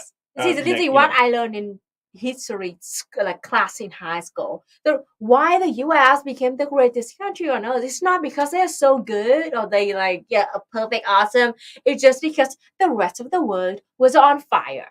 And then, we were colonized. The global south will colonize the shit out of us for hundreds of years. Europe and shot each other. And the USA stand on the Turtle Island in the middle of the sea and nearly sell weapons to the both sides and then join with the colonialism to exploit global south because they're greatest in the fucking world. They're sitting on the pile of bones in the burning world. A jazz cigarette. Oh my gosh. That's an oldie. That's an old deep cut. Okay. So anyway, let's see what they have to say. Harding College presents Make Mine Freedom, Color by Technicolor. That's the national anthem? No. What song is that? It's another patriotic song. Oh, God. Glad where my father died. America is many things to many people. Oh my God, there's like literally, oh my God. I didn't even notice that it starts out with racist caricatures, like right off the bat. Look at that. There's immediately hits you with racist caricatures. I can see white people, I don't even want to have this on Many screen. people. I don't want this on Yeah, screen. To a 17-year-old kid, it's the malt shop on the corner. Like, how clear do they have to make it that it's the greatest place to live for fucking white people? Like, To Grandpa, these kids today with their Lindy Hop, with their cakewalks. They boomers, right? Or they breed boomer. In the cool of the This is like the World War II generation. Yeah. The boomers in this would be like little babies. Yeah. Like infants. Yeah. Okay. To Mother and her family, it's church on Sunday morning. You're looking at Dad settlers. His favorite relaxation. It's funny because he missed the golf ball. It's the Cracker Barrel philosophers in Crabtree Corners. He said the C word. Oh shit. Twitch. No. It's context. Okay. And it's the tycoons in Wall Street. It's Okay, so all they're saying, cabal like, here we go, class collaboration, right? Mm. Americans are, these poor fellers sitting around the stove in the general store, in Crabtree and it's the Corners. tycoons are also And Americans. it's the tycoons in Wall Street. Like we're all the same. That's the idea they're building, right? It's the kind of fascism that Parenti. Twitch, it was in context. Oh boy. So I mean, it's all races, creeds, and religions. It says the cartoon that literally 1 minute ago had racist caricatures on screen. Look at that, so fucking racist, man. It's freedom to work at the job you like. We're all the same. Freedom Construction workers who have no safety, no safety whatsoever, and the tycoon smoking cigars in their big wig office. We're all the same. We're all Americans. At the job you like. Freedom of speech and to peaceably assemble. Oh, that's the debate. Freedom of speech. Yep. Own property. It's like a boomer. Mondalon, which is debate, useless. Security from unlawful search or seizure. Where's your warrant, Flatfoot? The right to a speedy and public trial. Just a little casual misogyny. Yeah. Why? What the fuck? What? Protection against cruel punishments and excessive fines. The right to vote. It's like, oh yeah, prisoners have it so good. And to worship God in your own way. It is these freedoms what that if I don't made believe in America God? strong. Then you're not an American. Oh, video stalled in stream? Oh, okay. I see what's going on. I'm gonna restart the stream. Be back in 1 minute. 1 second. 1 second. Maybe a little more than 1 second.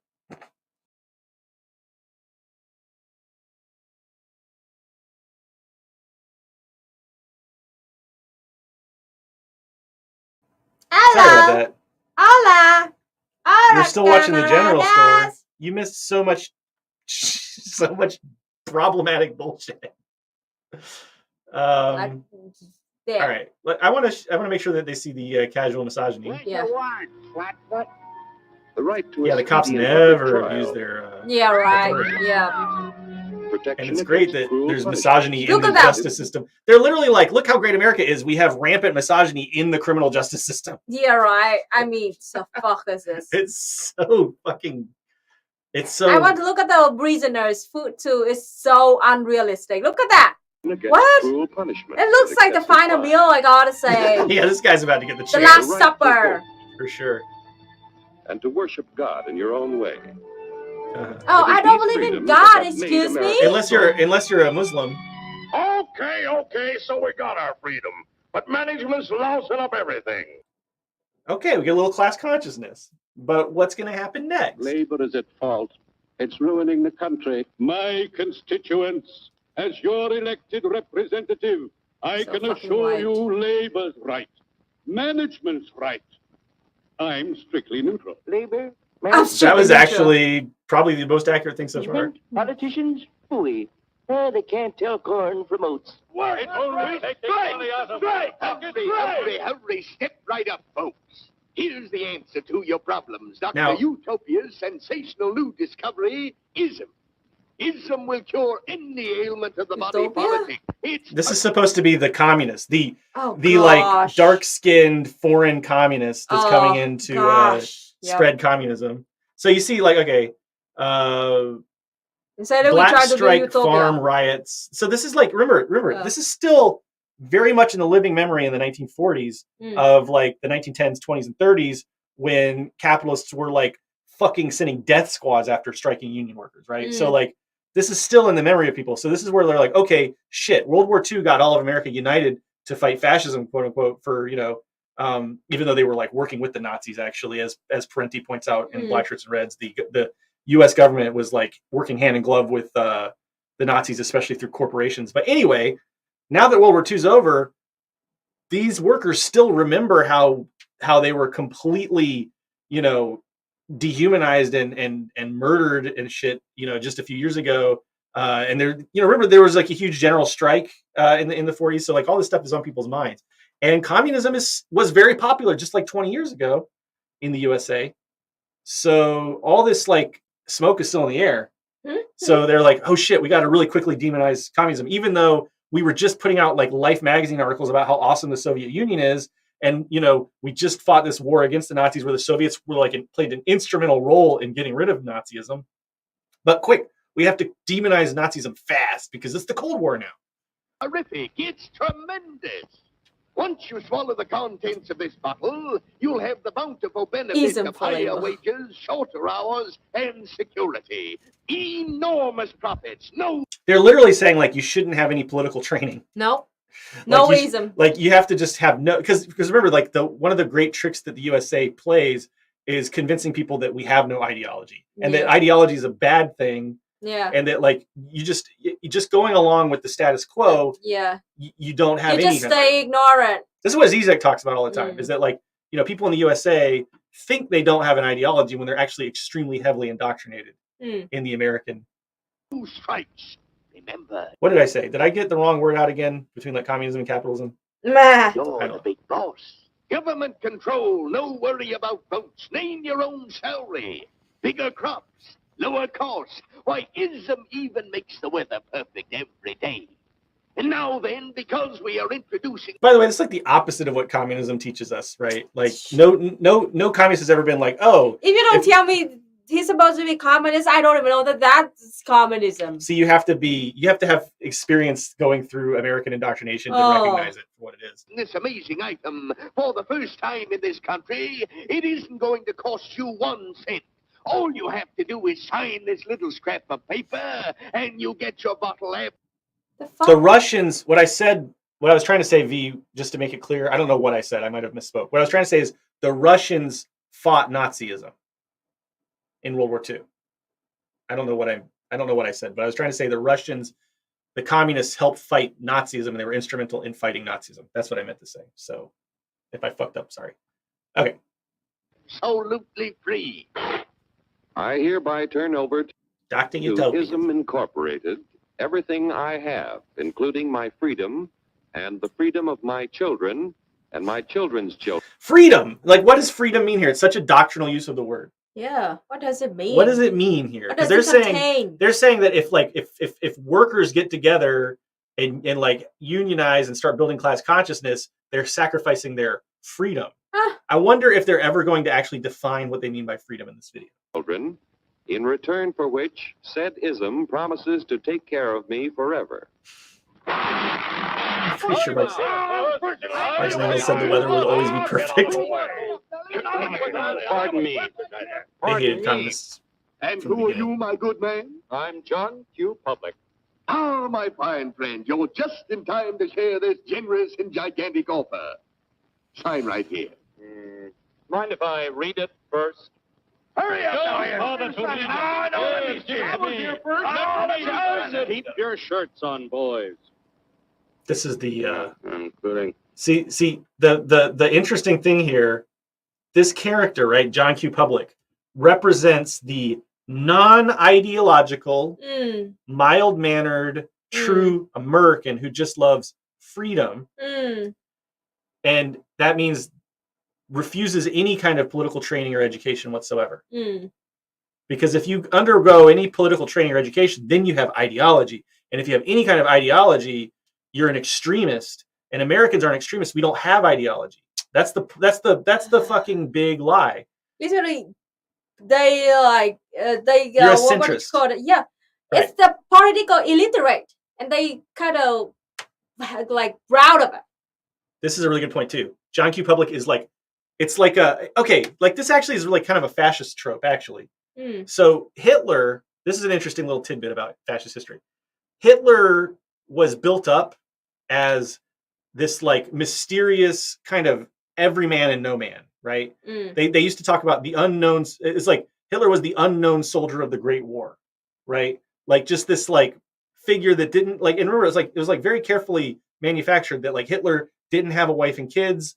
Hitler didn't have like, it was like this very like vague like persona that Hitler like cultivated. And the whole idea is that like, you know, that way Hitler can resonate with working people, but also with capitalists. And it's like, there's not too much development of the character in any particular direction as far as class goes.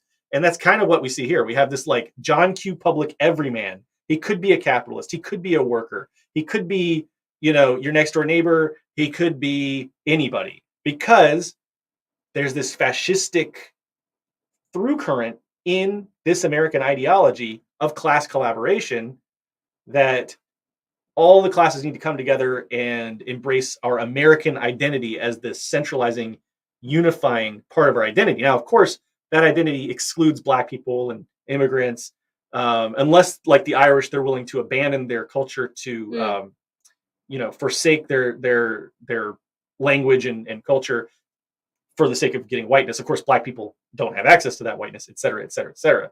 But yeah, that's a really good point, Jack, right there. That's a good observation. It's not exactly a worker, not exactly middle class, or whatever that means. It's just John Q. Public. Freedom. Freedom? Well, sign away my freedom. Why, this is ridiculous. Don't be corny, brother. Remember that Life magazine, like 3 years before this, was having like huge spreads about how awesome democracy was functioning in the USSR. That's how quickly they changed the gears on their propaganda campaign after the war ended, and they didn't, you know what I'm saying? It's very opportunistic. Sure, our system of free enterprise isn't perfect. But before we throw it away for some imported double talk, let's turn the clock back a few years to see what it's done for us. For example, back in the 1890s, Joe Dopes was just a guy who liked to tinker around his barn. This is like, remember the propaganda film where we watched where they said everyone's a capitalist? Yeah. We watched a film. It was very early, probably about 2 or 3 years ago. It was the guy was saying like everyone's a capitalist because when you go to your job and you work, you get money and then you can invest it in a home, and that makes you a capitalist, just like your boss. So this is the whole point. Like anyone can pull themselves up by their own bootstraps. Everyone can be a capitalist. Even this poor guy who's sitting around in his actually rather spacious tool shed with a bunch of nice tools for 1891. Some people thought Joe was lazy. Some even thought he was nuts. But one day, he had an idea. Like, they can't even use a real story. Like this is like that tweet, Luna, where the guy was like, communism is bad, just read Animal Farm. It proves that communism is bad. Like this fictional story about cartoon animals. It's like they're just inventing this like literal narrative. It's literally a narrative. And because he was free to dream his dream and tinker, he's free to dream. It's like this is so bullshit. I can't stand it. The idea that like in under communism nobody's allowed to tinker. Tinkering is verboten. You're right. Nobody work at all. Yeah. So the Soviet Union is famous for having prohibited all tinkering. Exactly. I mean, it's like it's like, okay, you can't tinker, you can't putter, you can't dream. Luna, isn't it illegal to dream in Vietnam? Oh, yeah, you're right. Yeah. There's no word for dream. There's no word for dream in Vietnamese. It's like that. There's no word for love. What's that? What's her name? Jenmi Park. Yeah, Jenmi Park. Yeah, she said there's no word for love in Korean. And loving your mother is illegal. So weird, the lies that they come up with. Joe had a chance to make something of himself. Of course, in reality, a typical worker in the 1940s is going to be, working like, 50 hours a week. His idea isn't going to have a lot of time for tinkering and puttering. Why did he destroy his own door like that? Because he has the freedom to do so, Luna. He has the freedom to destroy his own door. So he invented so much of Joe invented the car. Okay. But that didn't stop him. Oh yeah, just one man only invented the car in a matter of a day. Yeah, great. Yeah, exactly. That's how progress works, Luna. Yeah. Individuals come up with an idea from whole cloth that they just came up with all by themselves. Mm-hmm. And then they go into their shed and then they invent it. Yeah. And then that's science. That's how science works. They do a science in their woodshed. Don't you know that's how all human progress throughout history has worked? And you go into your woodshed and you think and you think and you think until you come up with an idea completely in isolation that has nothing to do with any prior work that any other human beings have ever done. Exactly. And then that idea belongs to you. Yes. And then you go into your woodshed and you invent it. You do a and science. they act like every single human being can just invent new things every day. And then once you make the invention and you build a company and you hire a bunch of workers, they owe you forever. Exactly. They owe you forever. You get to take wages from them. You get to take profits from them and steal their labor value forever. Because they have to tie to that one person alone that had that quote unquote invention. Yeah. Like, okay, let me give you a historical example. So you know Steve Jobs? Steve Jobs is this guy who he went into his woodshed and he sat down and he thought all by himself, and there was nobody else helping him. And he just used his imagination to come up with ideas that were completely metaphysically separate from all other ideas.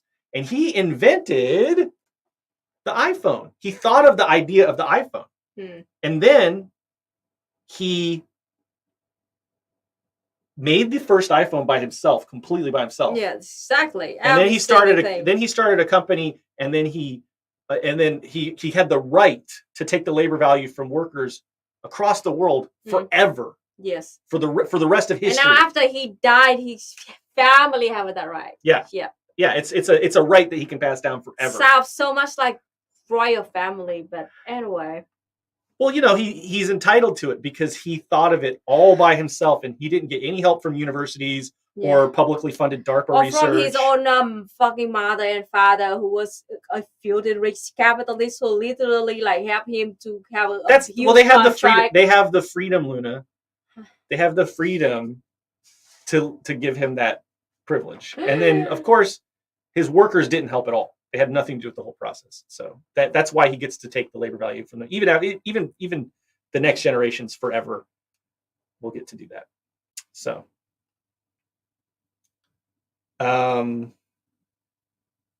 just reading the chat here. Yeah, and Elon Musk is the guy just like single-handedly made every single Tesla car and satellite and spaceship shit. And he absolutely has nothing to do. He's like his rich ass family who own emerald mines in South Africa has nothing to do with his success. Wait, first I want to read this one. Wozny who? Who's Steve Wozny who? I don't know who that is. As a failed chemist and engineer, I can unironically say that science is a 100% individualistic. Just ignore all evidence to the contrary. It's very scientific to ignore all evidence. We know you're memeing. Okay, capitalism itself is an ideology. This is exactly my point. Just made by humans, but spiced with some scientific methods, which let it look like a natural science. Exactly. This is what Marx talked about. Yeah. When Marx was critiquing Adam Smith and Ricardo about political economy, his biggest critique was they acted as if capitalism follows the laws of natural science and is a product of natural science, when in fact it is a social construct, which means that it is malleable. Yes, exactly. I don't agree with that. We need both. Okay, hold on. Let me finish before I make a judgment. Something which gives us values and scientific stuff because we are part of the nature. Okay. Yeah, okay. I would fundamentally agree with that, and I would fundamentally say that what you describe is communism. I mean, to be honest, scientific socialism, rooted in dialectical materialism and analysis of actual material conditions. Yes. I wish we had Adam Smith. Yeah. Can we just start over? Can we go back to Adam Smith and just start over? There's been so much bullshit, like the Austrian school, everything that's been piled on top. Okay. Keep going. So Joe got some money from young Aunt Minnie. That's his aunt? Ooh. And Uncle Angus. And then, talking about... Grandpappy. Ooh, look at that. Pause it. Where? The better money. Start with the better money. And Grandpappy. Look at that. This is the tools of capitalists.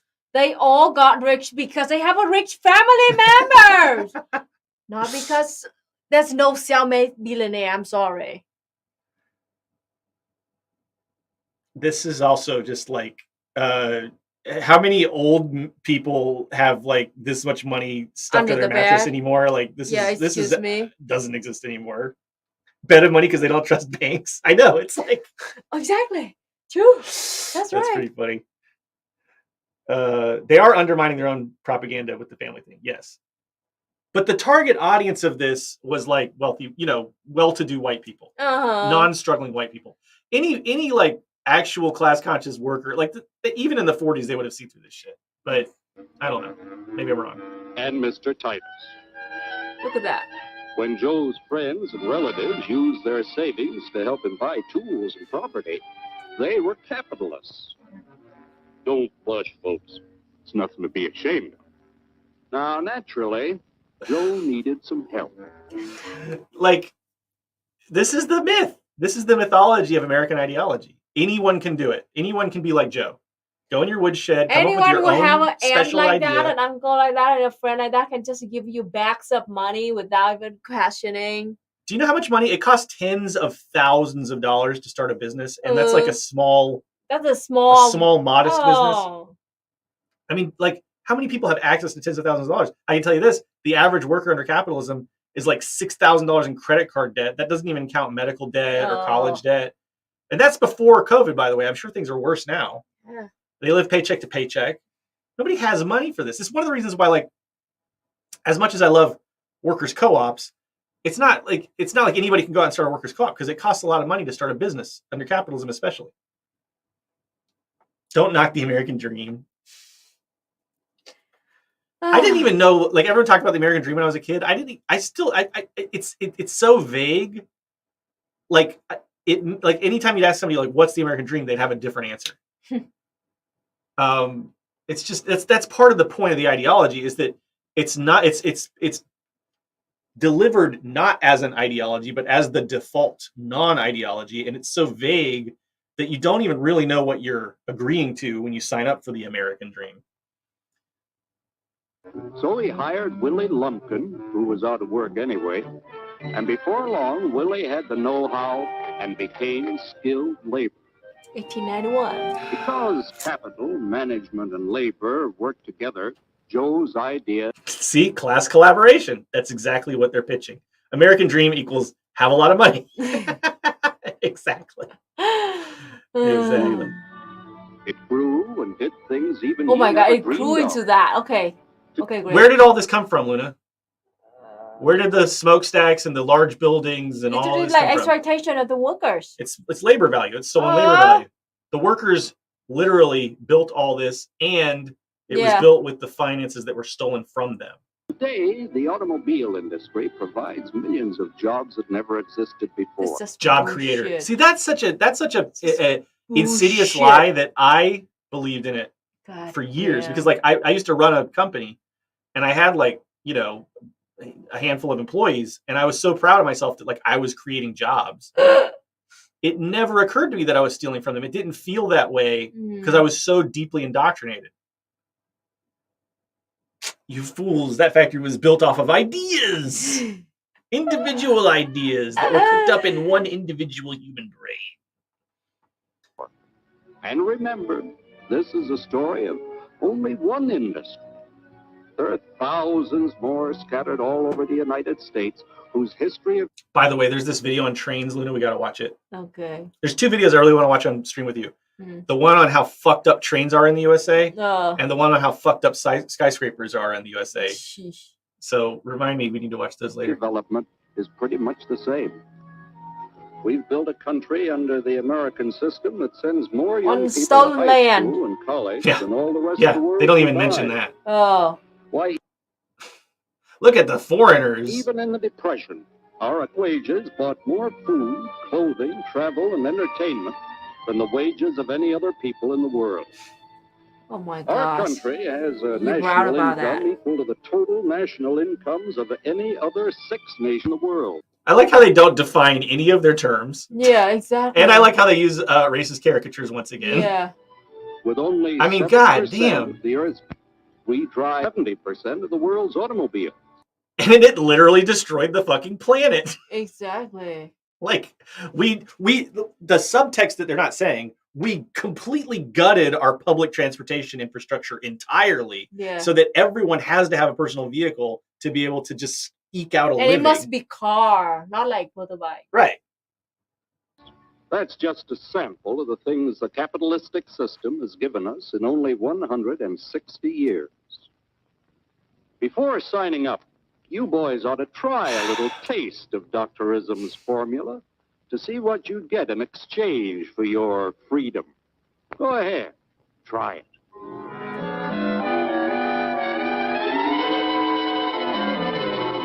Okay, this is communist utopia now. Dystopia now. The state forbids strikes. What the fuck? Isn't no strike Vietnam, I'm just gonna say, has way more strikes and more successful strikes than the USA. Isn't it every You have a strike every day, month? right? Every day. Yeah. Every day. Yeah, nearly a strike every day. You had like over 300 strikes in like what 20? What was that year? 2019, 2020? Some 2019, 2020. Yeah. Union here's about this. Ah, yes, the Union. Welcome to our ranks, number 13. Fast forward to today when like nobody's in a fucking union, and the few people who are in unions, those unions have been completely gutted into these like comprador systems where like most workers can't. Literally, that's right. Communism use capitalism just to describe communism. I know, exactly. It's like capitalists doing capitalist things capitalistically, and then they call it communism. So many unions nowadays don't even allow strikes. Oh, that's the fucking point of having a union, by the way. It's only one number away from 1312. Good observation. 1313. All cops are cockheads. Cockamamie? I don't know. Help me, chat. I'll take this case to the Supreme Court. The state is the Supreme Court. Yeah, fuck that guy. That's that guy. That's like awesome. Based. Yeah, based. Fucking based. Fuck you. Can we watch that again? I want y'all to see how based communism is. I'll take this case to the Supreme Court. It's like, fuck you. Is the Supreme Court. Yay, based. By the way, this is not even a point. He said, listen to what he said. He said, the state is the Supreme Court, implying that somehow the Supreme Court in the USA is not the state. Yeah, right. Like, what are they even trying to say here? Like, are you telling me that in the USA, the state is not? That's how... The USA is everything that they describe about communist dystopia. Like, look at how insidious it is, because it's like they really want you to feel like everything about America is what's natural, and there's nothing. It's literally like nothing. It's like the water you swim in, the air you breathe is the USA system. The Supreme Court, we don't have a state in the USA. You don't. We don't have an evil state like the communists. We have the Supreme Court, and we have Congress, and we have the White House. That's not a state. That's exactly what they're saying here. Like, I'm going to play it back again. Like, really, like, turn your brain on and listen to what is being actually said here. I'll take this case to the Supreme Court. The state is the Supreme Court. Our decision is as follows. Like, that's exactly what they're doing to, like, you know. They describe the USA. I know. Like, look at all the shit they look at what the state Supreme Court just did to, like, abortion rights, for instance. Our decision is as follows. Fuck you, women. That's exactly what the state Supreme Court in the USA just did. You could argue that corporations are the Supreme Court in the USA. Exactly. SCOTUS has always been at least as authoritarian as the USSR ever was, and without any of the benefits. Exactly.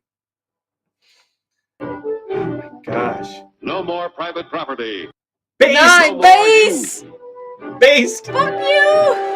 The farm folks put a stop to this. Farmers don't vote anymore. What'll they do for... Farmers do not vote. Okay. What? Bill Gates. All I got to say is Bill Gates. The biggest farm owner. Like, this is complete. Like, this part aged like milk. Like, yeah, right. Look at how fucking devastated farmers like this are. They don't exist. Vote. Where do farmers don't vote? This person doesn't exist anymore. The only people who have farms like this anymore are like rich, retired billionaires from companies like BlackRock, and they just decide to like LARP as farmers, and then they'll like make some kind of like designer cheese and go sell it at the farmers market. Farmers that own their own farm doesn't exist anymore. This person doesn't exist anymore. This person has been completely eliminated. Yes. Which is exactly what Marx and Engels said would happen. Mm. You know, like, it's happening. It's like, what did he say, that like the petty bourgeoisie would become like stewards and like middlemen and that kind of shit. Like that's what happened to farmers. They would help the capitalists to buy off all the property of farmers. So bizarre. How many farmers are in communist Vietnam? 70% of farmers. 70% of Vietnamese are farmers. I guess 70% of Vietnamese people do not vote. Bizarre. Proceed next year. You won't have to worry about next year. The state will do your planning from now on. This is literally just what happened to farmers. Like this is like the state, the corporate owned farm. We must fight to regain our freedom. Hey, look, that actually looks kind of like the concentration camps they built for immigrants in the USA. Ice camp. I mean, if anything, he has like more space than some of the cages I've seen they built for human beings. At least he's alone in one cage. They are like he's not crammed in with like space blankets. Everything is fine. Everything is fine. It's literally just corporate media. Everything is fine. That's like corporate media all through the last 3 years. Yes, everything is fine. Everything is fine. COVID's over. Joe Biden. This is the Joe Biden record. It's the Joe Biden record. Everything is fine. COVID's over. Nothing to see here, folks. Everything is fine. When anybody preaches disunity, tries to pit one of us against the other, class politics, through class conflict, warfare, race hatred, or religious intolerance. I like how they do that. They sneak in race hatred and religious intolerance. They haven't addressed race hatred or religious intolerance at all. This is all about like just becoming a class war. These settlers are the one who throw that in. Racist. So it's like it's just you have to have your brain turned off. So it's like, yeah, I hate race hatred. I hate religious intolerance. Yeah, communism sucks. It's like what? We are doing race hatred? We? Communists? You know that person seeks. And by the way, just a gentle reminder that this fucking video is chock full of horrible racial caricatures. Oh. Just to remind you to all. Rob us of our freedom. It's so white normative. Our very lives. There's no race hatred in capitalism, right? Know what to do about it. And now, gentlemen, no violence, please. And don't throw those bottles. Don't throw those bottles.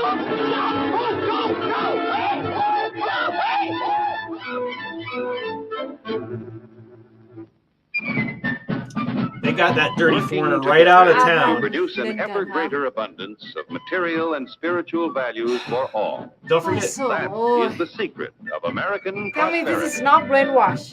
Yep, the capitalist and the worker sitting side by side.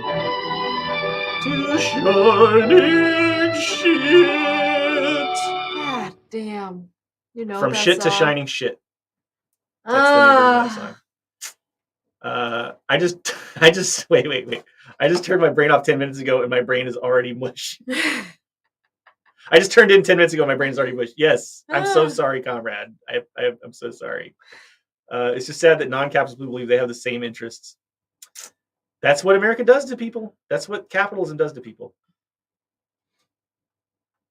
Oh, this is a good point. By stoking race hatred, they mean pointing out that it exists.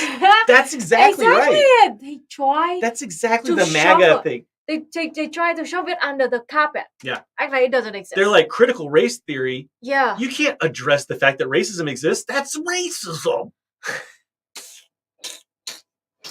That's literally the thing. I point out that white people are racist against white people, and that is anti-white racism. I can't tell if this is a joke or not. It's like Poe's Law. We literally live in Vietnam. That's where we are right now. Literally, we live in Vietnam. In fact, we did exactly what you said. In fact, I just went back to America, and it was like fucking horrible. I just went back to America like 3 months ago, and it's like so bad. It's so fucking bad. It's shocking how bad it is. Like, it's so bad but it happened in such a way that, I mean, people aren't even like fully aware of how bad it is. Because like for me, I went to the USA in late 2019, came back to Vietnam, stayed in Vietnam all through COVID, and then went back to America back in 2022. And it was so shocking how bad it got. It was so shocking how horrible it is. It's so funny. People keep taking like, why don't you go school believe it's communist utopia? You hate America. So it's like, already are in one. And this is true. Critical race theory isn't taught in K through 12. It's a made up issue where we'll make things up. Yes, exactly. Yeah. And really, all critical race theory. Critical race is not it's even just that saying, radical. It's not radical at all. Like, yeah. It's just saying, like, let's take a look at how race affected people throughout history. It's like the most mild form of critiquing. Like, hey, white people, speaking as a non-white, maybe you should look at how racism has been affecting our life. Just saying. Did someone just ask them to move back to Vietnam? See, it's like, that's the fucking ideology, though. They assume, because you're sitting here, a Vietnamese woman talking with me, a white person, they assume that you must have... I must go there. I can already tell... I mean, unless that was just a really failed joke, but I'm just telling you, no offense, if you were just joking or whatever, and that just was a flop of a joke, no offense, but like, we do get these comments all the time, and I know what they're thinking when they say that shit. They're like, oh, she just married him so that she could move to America. That's why she did it. And she's going to go to America and she's going to enjoy all of her freedom and shit talking. Thanks. Of course. Don't even say it, Luna. Don't even say it. Of course. Damn. Okay. Get out of here, yeah. Oh, that's hilarious. What a fucking... I just can't even believe it. What a joke. What a fucking human meme. Don't be a human meme, folks. Come on. Oh. Don't do that to yourselves. Have a little self-respect. Just like, all right, we're moving on. All right. We got about 5 minutes left. It's very much the other way around. You're trying so hard to get a Vietnamese citizenship. Here's the thing. You fail so hard. You fail so fucking hard. Like, go back to Vietnam. It's like we're literally in Vietnam, you fucking chowderhead. And then they're like, how do I recover from this? I'll just show what a fucking NPC I am.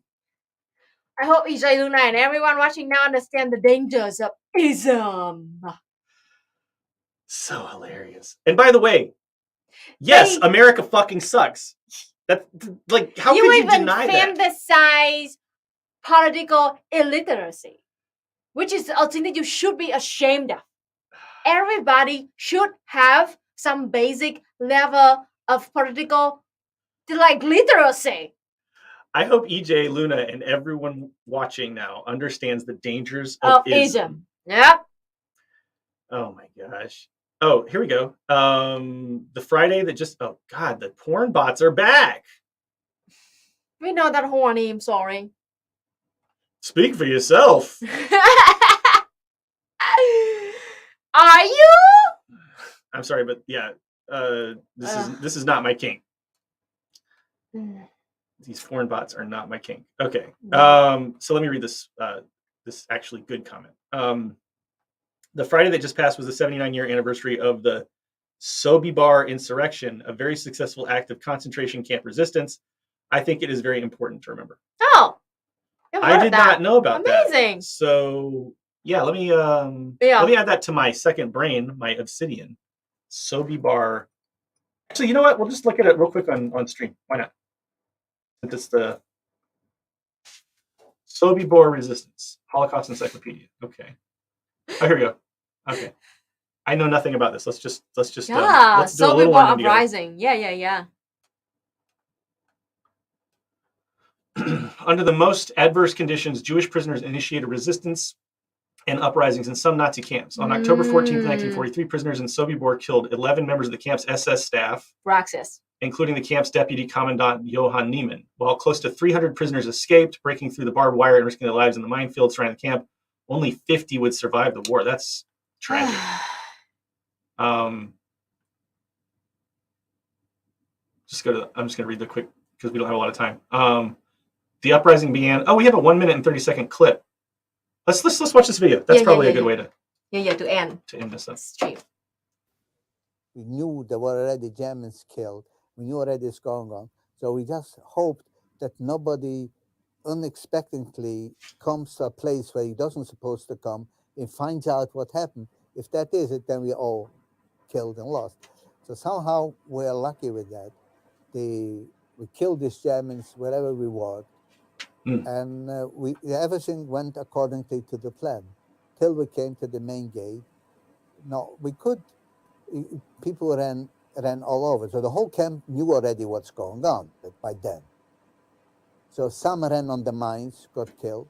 Some people didn't run at all. They gave up. They didn't want to run. They just gave up. They just waited till they get killed. But the younger people, most of them, and whoever was courageous enough to run, they ran away. And then a lot ran on the main gate.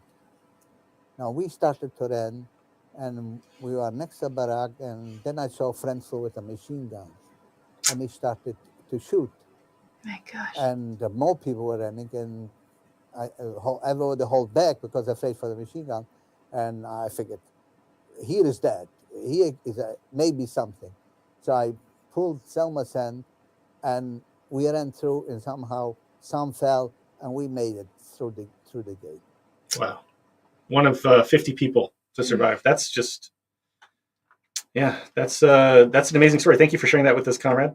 I'm glad I learned about that today. It's inspiring. It's like as inspiring as it is heartbreaking. Yeah. You know what I mean? Stories like that.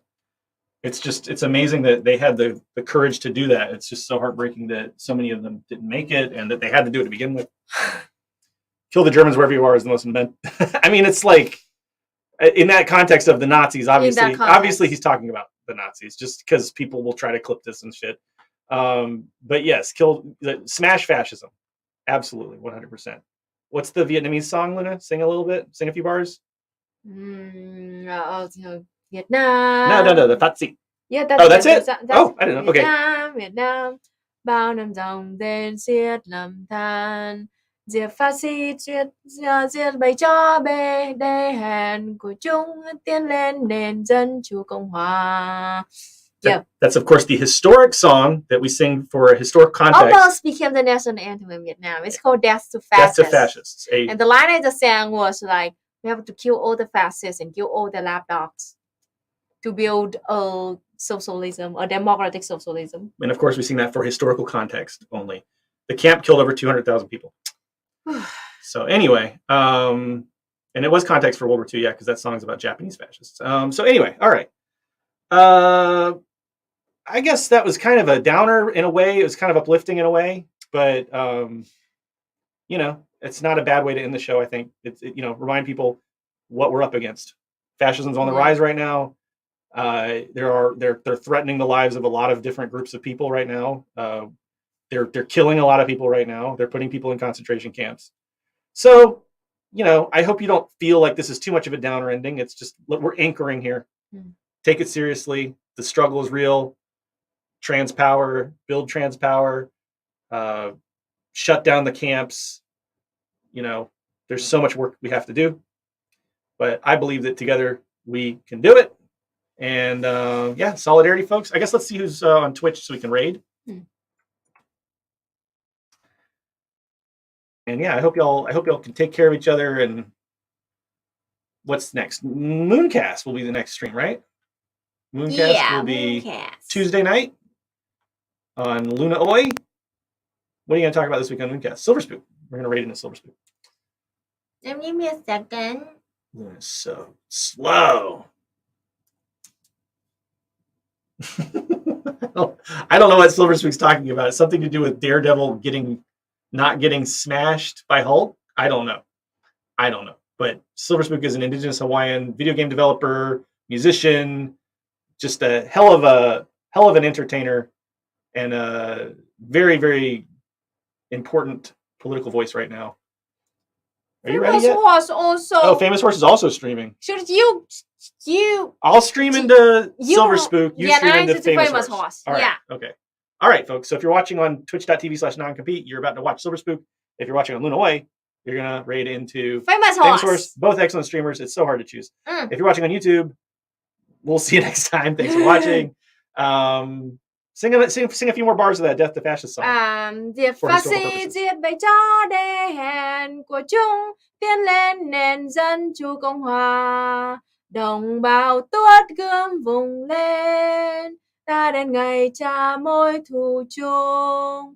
Mau vai kề vai, không phân già trẻ trai hay gái, quyết tiến lên, ta đi lên, ta tiến lên, ta diệt quân thù. Việt Nam, Việt Nam, Việt Nam, ôi đất Việt yêu dấu ngàn năm. Việt Nam, Việt Nam muôn năm. That's it. Bye, Good night, everybody. everybody.